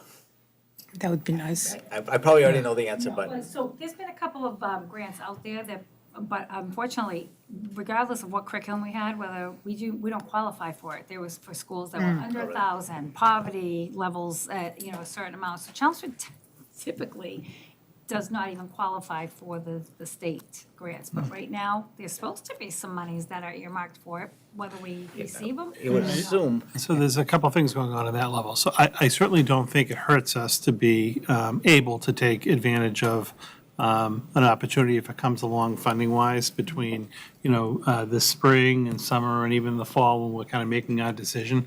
Like the cost of the pilots and things like that will not be significant. Like that won't, impact us at all. But when we do go to make a purchase, and select a product next winter for implementation for the following year fully, it's going to be a significant cost. I mean, it's going to be in the $1 million to $1.5 million range, funding-wise. So it is a good amount of money. There has been a consistent ask of, I know, the Mass Association of School Committees, Mass Association of School Superintendents, to really not have this be another unfunded mandate for districts. And the fact that if the state's going to require districts to do whatever, that money should come along as assistance. And this is kind of a great opportunity for, we do like one-time spending every springtime, but this is kind of an initial one-time kind of big purchase that we would hope the state would help us with. At the same level, there's also discussion again statewide, superintendent group, school committee group, around, say, the new graduation requirements and what's going to come of that. And there's a lot of cost associated with it. There are a lot of districts that aren't as fortunate, quite honestly, as us to even have the curriculums that we have. Never mind to have the level of courses and the type of course offerings that they have for their students. They don't have enough staff to actually, in some of the rural and suburban areas of the state, even offer the level of programming that we do. So there's going to be significant costs with that. There's a big push also for some type of end-of-course assessment or standards-based assessment, almost a little eerie, like a return to MCAS, as much as MCAS is just leaving us. But there's a cost associated with that. So people have been urging that, great to look at new things, and I think everyone's always open. But at the same time, there is a level of funding commitment that really should come at the state level. But I think this will give us enough time also to be prepared if there is funding. If not, I can pre-shadow for you, my recommendation a year from now would be to dedicate a lot of our one-time spending in fiscal '27 to really make this purchase. This isn't something that we would budget for. We wouldn't have a budget line item for $1 million for literacy adoption because you wouldn't have that the following year for anything else. So we would fund this if we had to use our own funding through one-time spending. And that would be the big push for us a year from now if it has to happen. Will we have the money internally to do it? Yes. So money is not going to be an obstacle for us doing it. But I'd much rather see if we could leverage state resources to provide some of that funding so that we don't have to necessarily spend our own money. But it's a hot topic and everyone is on it. And I think if it gets to that point too, we actually see something happening with the legislation. School committees could weigh in. We could send a letter of kind of urgency requesting that something happen. Okay, great. But we'll keep our ears open. Just one thing that doesn't even involve money, though, that we could consider starting to do that would show that we're in good faith following the science of reading model. Instead of relying solely on Fountas and Pinnell benchmark leveled reading assessments, maybe we can look toward, we could pair that with reading assessments based on the decodable readers and how are kids making progress doing something like that. That's using resources we already have, but maybe looking at how we can tie assessments and instruction with that a little more directly than we have been. And that wouldn't cost any more money than what we already have. So it's just a thought of broadening how we assess the kids' reading. All right, any other final comments on this? Just one other note, we just, I'm waiting for funding would be great from the state. The other thing we don't want to get caught in is if this goes through and every district's scrambling, you're not going to get these products. Sure. Yeah. Right? So it's like, great, we got this product. Sorry, we only got K1, 2. Sorry for the rest of you, because you've already got your other product out, so you just, Yeah, that's to something that to be point, careful. I think us accelerating and actually starting this really just in a couple of months and doing the pilot next year puts us a year ahead of the other districts, because even if the legislation comes through, realistically, you're probably talking, closer to the summer. I don't think this is like a quick one that's going to come out next week, so you're talking the end of the school year. It's certainly not going to have a implementation for the following year. Usually these have a couple-year kind of lead up, but we would have been, well underway with our pilot. So I do think we'll be a year ahead of other districts. I would be concerned if every single district in the state was trying to buy a handful of products. Just availability of products could be challenging, so we'll get ahead of that. Yeah. Just a kind of a quick comment related to that, which is somebody noted as we were looking at the examples of writing that I kind of wish this had been a few years ago. And I was just thinking, yes, there's a lot of practical reasons why it makes sense to get ahead of the 8-ball or whatever. But I would also add that I think it means we're one step closer to more kids sooner being educated on something that hopefully will be the way that they will be able to learn effectively, and we'll start seeing that pay off 1 year sooner as we look at students in 3rd, 4th, 5th grade in another 5 years. And I think it gets us, one more year of beginning to build a common language around some of these things. That's one of my main concerns with the way that the district uses Fountas and Pinnell right now. I understand we're not assuming that's teaching them the foundational skills. We've got other curricula for that, but it doesn't help establish that common language in the way that I saw was so brilliantly demonstrated as effective around the way that we're teaching writing. And so I'm really excited and eager to see us get started on that with whether it is comprehensive or two very complementary programs that we wind up going with. I'm excited to see that get started so that there's a really consistent way in which students are talking about learning to read in every respect. So. All right, well, thank you. This is to end my Sure, go talk ahead. on You a can- positive note. I've had a lot of parents say to me, why in the world are we using Fountas and Pinnell? Because they've heard it's terrible. I want to make sure people know that Chelmsford didn't do something wrong by picking this curriculum that was so awful. The strategies that Fountas and Pinnell and these other curriculums use have been well established as the way to teach reading for a long time, and teacher training programs have taught teachers to do it. So Chelmsford didn't make a mistake by choosing this curriculum, and I want people to understand that, because I've had parents literally say to me, why does Chelmsford use this? It was well established as a reasonable program to use, and we thought those were best practices. Science is now teaching us something else, so I want to move forward, but I do want to make sure people know Chelmsford didn't do something wrong by choosing this curriculum. Yeah. I think some of the top districts in the Commonwealth have chosen it. Absolutely. And still use it. And still use it. Right, absolutely. All right, we good? Okay. All right, we good? Everybody? Yeah, we're good? Okay. You good? Yeah, we're just all bouncing off each other. Can we move to the next thing? Thanks. All right, so everybody good on that? All right, so next up, we have our budget report. So we have our fiscal 26 second quarter financials. Joanne is just going to walk them through them for us. Thank you. So in your packet, you have my memo just highlighting some of the highlights of the operating budget. You have the year-to-date budget report of our local operating budget. You have the grant and revolving fund summary, and then you have the student activity account balances by club or team for the high school and both middle schools. Some of the stuff you're gonna, that you've read about in our first quarter report. The trends that popped in the end of September are continuing. So this is our fiscal 26 local operating budget is $75,650,000. We are favorable in many of the categories that we were favorable in at the end of September.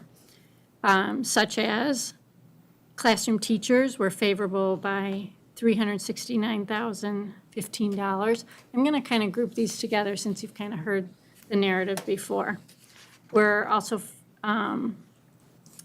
favorable in library media center.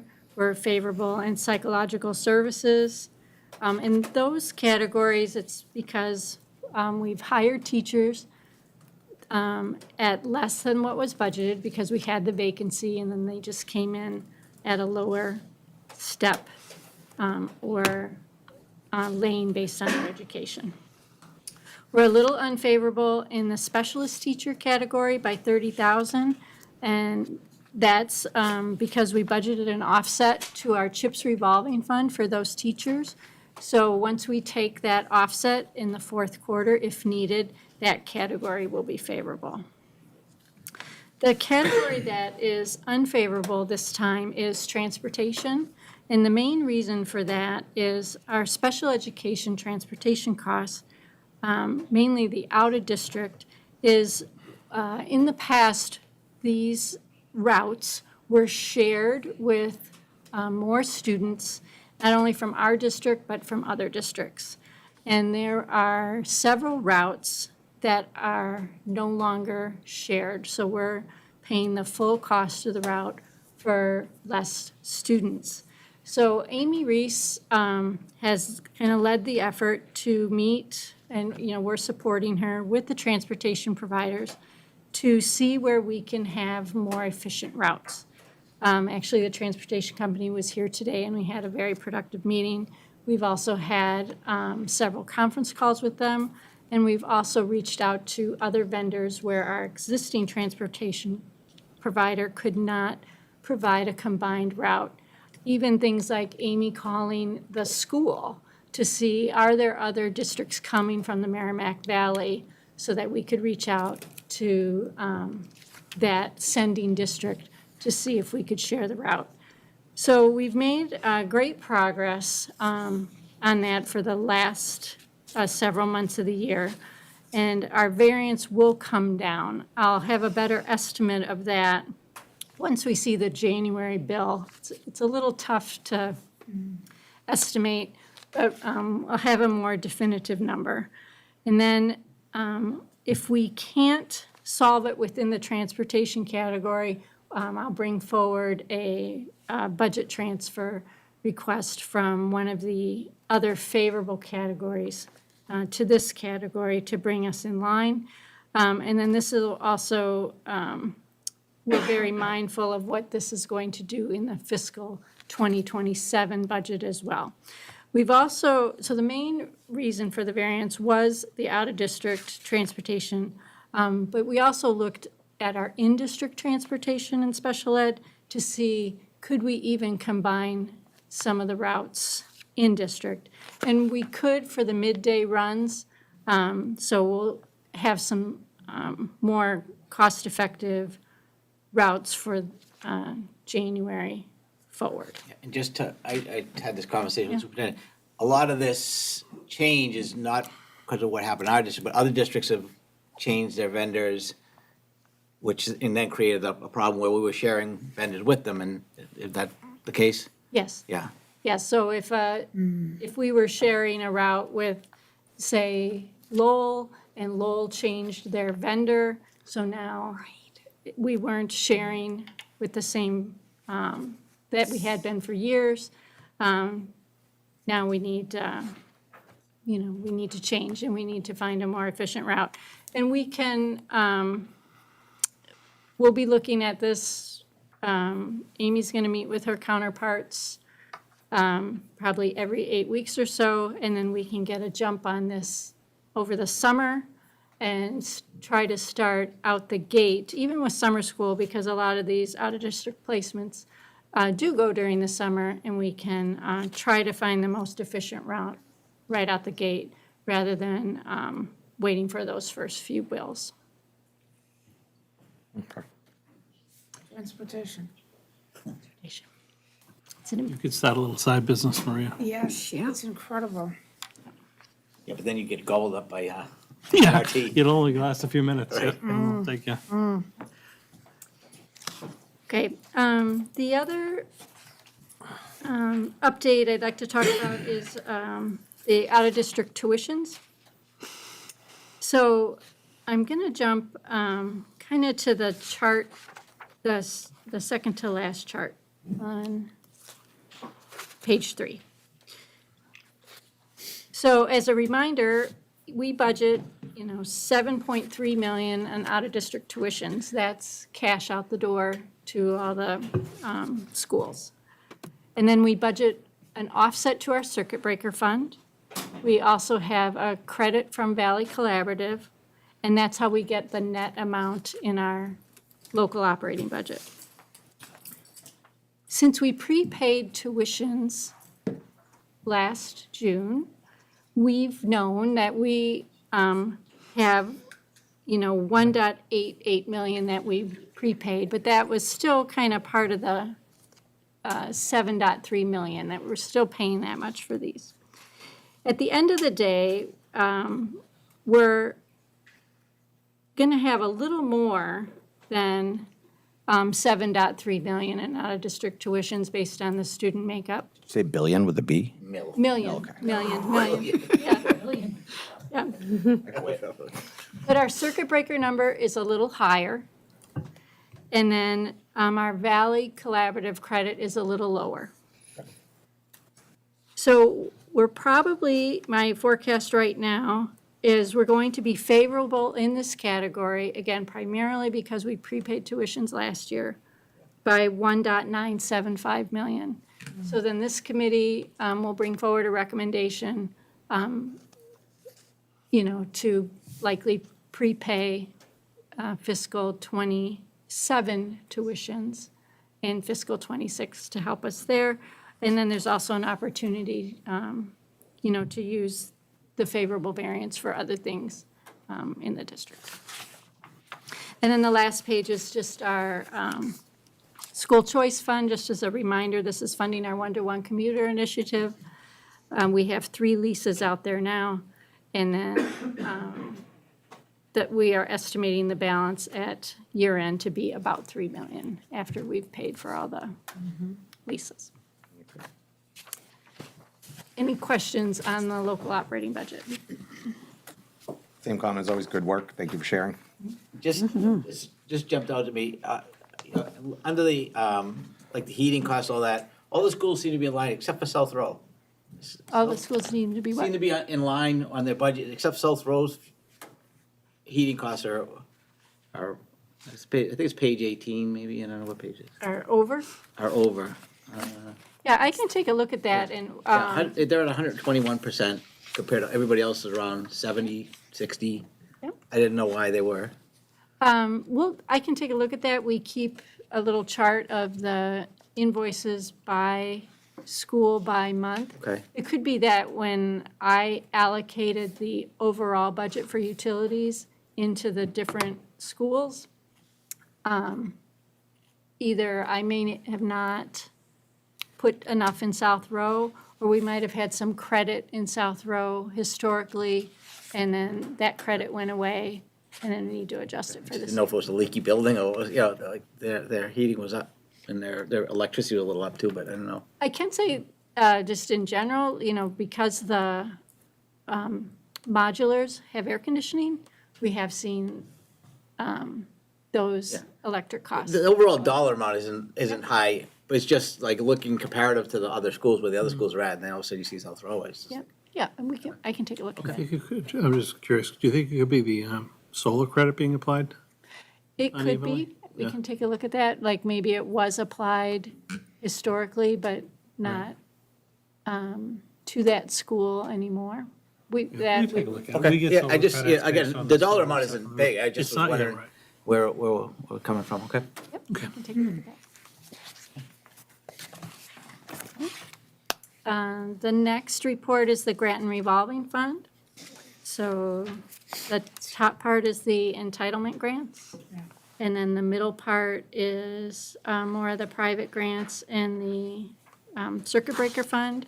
And then the last page is all the revolving funds like school nutrition, athletics, transportation.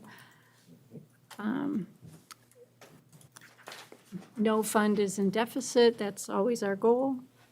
Yeah, I was just gonna ask about the Mass Capital Skills one. Oh, that's the new one. Yeah, how does the math work on that one? Because it kind of shows it. Yep, so it was just awarded, close, $149,544. So that is just the award. Okay. So, as of the end of December, we were awarded it. Okay. And now, actually, they just started, doing their purchase orders for it in January. Okay. And then, I'll request funds. It's on a reimbursement basis. So once we pay for the goods we've received, then I can request funds. Okay. Okay. To make us whole. Great, thank you. Yep. Any other questions on the grants revolving funds? And then the next report is the student activity balances for the high school and McCarthy and the Parker. So the high school is at about 210,000 with all the clubs and sports. The McCarthy is at about 31,000 for their clubs, and Parker is at 72,000 for their clubs. Any questions on the activity counts? All right. Well, as always, thank you very much. Thank you. Yeah, Thank you. Yeah, good to get the update. you always make it easy to understand, so I appreciate it. That's the goal. Great, thank you, Joanna. Number 6 tonight, just the personnel report for the month of December. We welcomed a few new paras to the districts and a library aide. I'm not a library aide, a lunch and recess aide. And then we had a few paras and a lunch and recess aides resign. So not too many transactions, but a few for the month of December, just to share with you. Any question on the personnel report? All right, last And thing. lastly, for me at least, this is the quarterly report from Valley Collaborative. I know Susan mentioned before the meeting, we got a lot of Valley information lately, but every quarter, as a member district, we receive their quarterly report and we have to share it with the school committee. And then I think it was at the last meeting and the meeting before, we also got their annual financial report and management letter, so that was there. A lot of the information is duplicative. You see like the newsletter and things like that as well, but we're required to share it with the committee and include it in the packet. So that's your Valley second quarter report. Question? You have a question? I don't have a question. Any questions on this? It is, a lot of it we've seen before. One thing I didn't think I've ever seen this before is they had one page, it's like 223, where they compared what we pay for Valley compared to a lot of these other districts. It's a considerable savings over some of these other collaborative, other these private schools, what Valley is charging, on a per diem basis. So I'd never seen that before, so it was interesting. Val, as part of the regulations, the statewide regulations, Valley needs to benchmark itself against all the other collaboratives in the state. And Valley, for tuition and services, actually come in very low. So even for member districts and against other collaboratives, their tuition structure is low. Beyond that, typically they've been running a surplus at the end of the year, so we actually get money back as a member district. So not only are their tuitions low to begin with, but then we're getting a kind of a credit at the end of the year. So that's been great for us. They are required to do that for their state reporting, but they run great programs at a very good cost. So I know we're one of the biggest users of their services, but our students and families really enjoy it out there. They have well-run executive board. Always hear good things. Yeah, it's very well Their run. executive board is well-run, I heard. It's an incredible executive board. Yeah, the chair Yes. is The chair is very incredible. good guy. He's a very good guy. All right, Maria. And very, very tech savvy. Okay, so the quarter, I make a motion that we accept the presentation of the quarterly reports on collaborative business for FY '26 second quarter for Valley Collaborative Board of Directors issued it. Second. All right, any questions? All those in favor? Aye. Great. All right, any liaison reports? Sure, we'll start over there. Diana. Go ahead. Okay. A few. So on the 8th, I attended the Parker and McCarthy joint PTO meetings, or meeting. At Parker, lots of wonderful things happening, as always. They spoke about the same morning intervention programming that was presented at the last school committee meeting. Coming up, there is a committee of parents that is running a science fair for Parker on March 26th.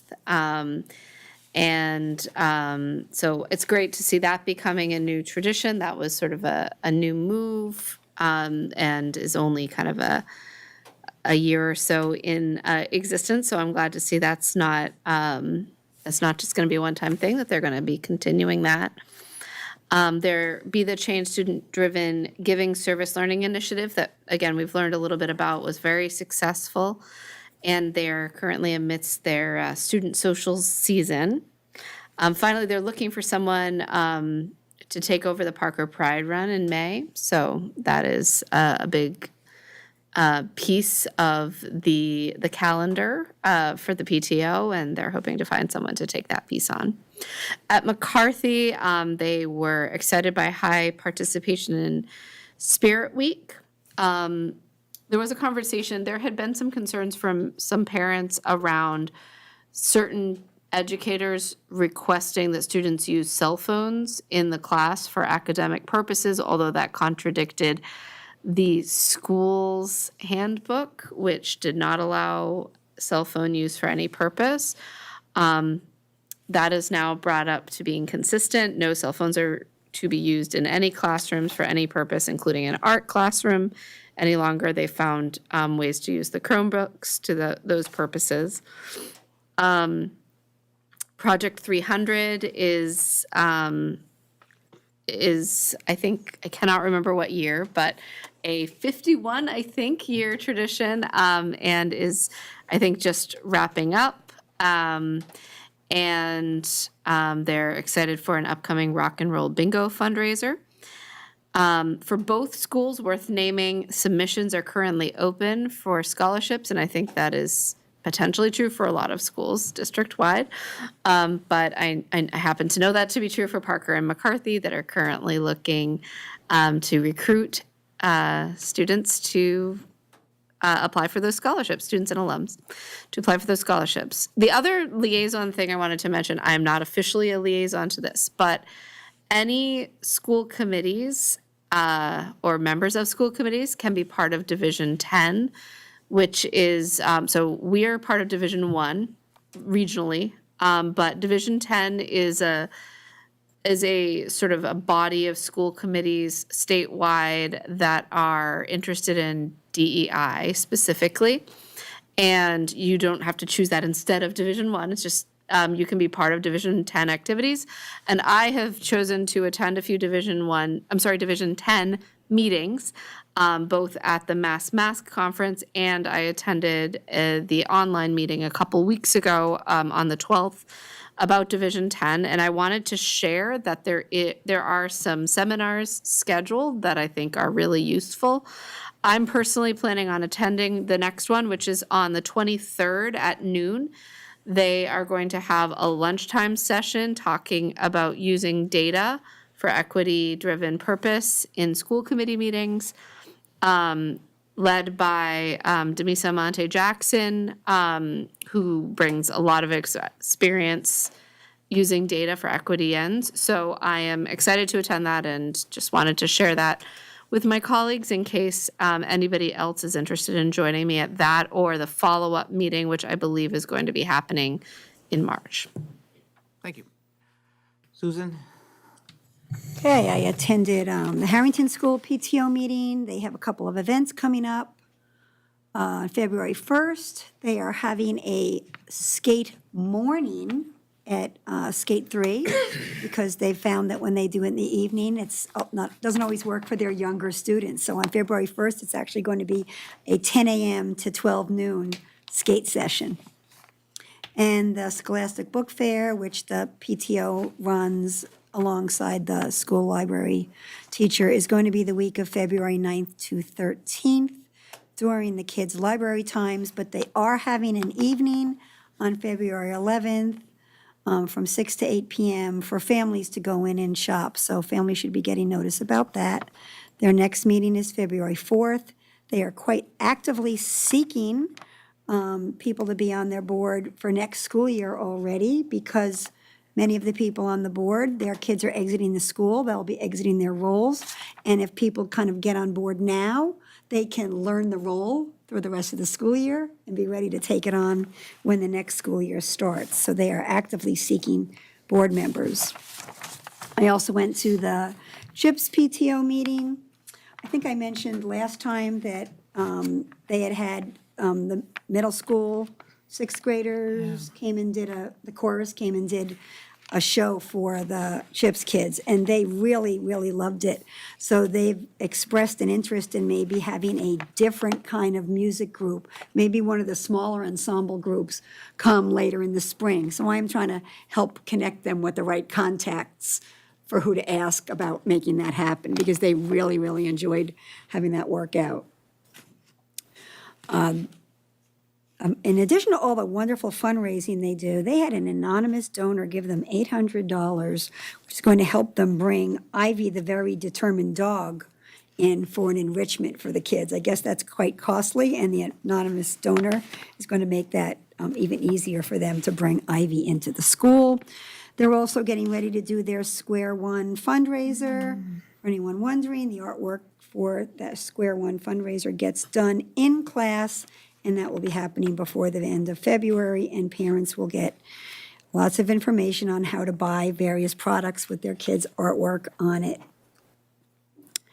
And the CHIPS PTO also expressed gratitude to the superintendent for giving them money toward their teacher appreciation events. They really appreciate the help in doing that. Great. Good. Thank you. John? Nothing. Maria? I did attend the CHS PTO, and they're continuing to do enrichment for staff. And they have ongoing activities now for the coming prom, the after prom. And they're kind of excited because what they're getting together is now they can get their budget, they've got it under control. They know what they're doing in terms of the decorations and everything for the place.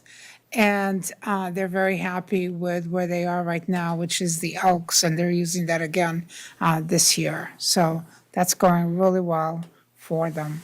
The principal, Steve Murray, always presents, and he did present at this meeting.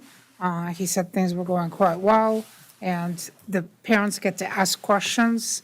They have a board in transition. So in other words, they've got folks transitioned already for the coming year. So that's really been good at the high school, but they're always looking for volunteers. And they have quite a few people who now really enjoy doing the after prom, which was really great to see. CHS is Take care. tomorrow night, so I didn't go to that one. And also Wellness Committee comes up this week, so I'll report next time. I had building committee, we already spoke about that, so got that on And the that plate. was extensive work. Yeah. All right, any new items? Just so we're on schedule for budget presentation next meeting, and public open forum the 20 whatever, right? So we do the recommended budget that next Tuesday, not next Tuesday, the first Tuesday in February. Then we go off and we come back the Tuesday after February break. So that's when we'll have the public budget hearing, and I'll send the notice out to all the building meeting, the town meeting reps and the newspapers and things like that. Okay. So the budget should be out after our next meeting, and then people have a chance to look at it, and Correct. if they have any questions, comments, they'll be able to do that at the public meeting at the end of February. Correct. All right, we are now up to our second public comment session. I believe we have a speaker, so I would just ask when you come up to use the mic, give your name and address. Our recording secretary isn't here, so you just clearly state your name and address. If you could limit your comments to 3 to 5 minutes, that'd be great, and welcome. Thank you. Peter Malloy, 3 Village View Road. I just want to say I've been lucky enough to watch Patrick and Sharon Russell. They're having great seasons. It's been a lot of fun. You get 2 good ones there. Great kids. Yeah. And I do think much of what I have to say tonight, I've heard a ton of, even though the topic that I'm going to talk about hasn't been approached.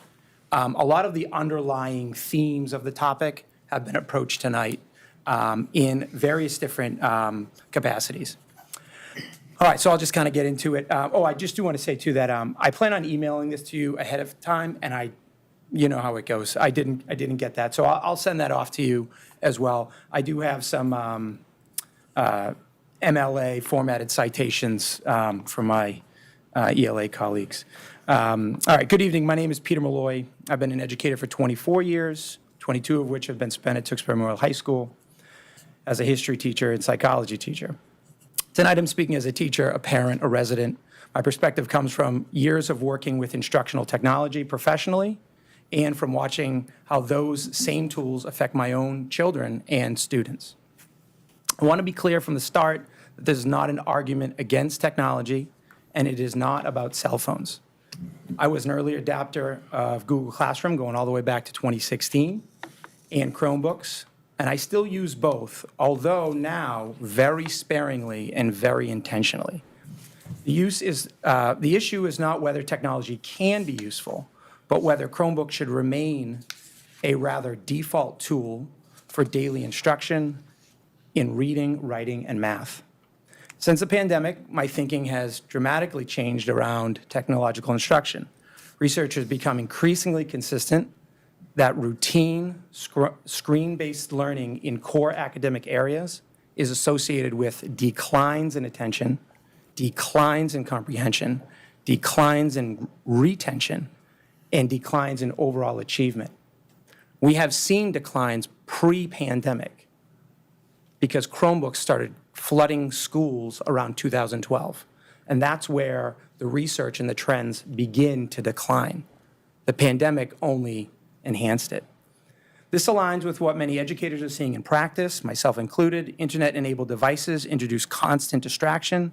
Large-scale classroom studies have shown that non-academic multitasking is common and directly linked to lower academic performance, regardless of a student's motivation or ability. Motivation and ability have been accounted for in many studies. Even when laptops are used for academic purposes, research finds little to no benefit from their presence in classrooms. A few years ago, I reduced my screen use in my own classrooms and returned to paper-based reading, writing, and problem solving. The impact was immediate. Stronger focus, deeper engagement, clearer participation, more efficient thinking, and more collaboration between class members who just weren't talking to each other.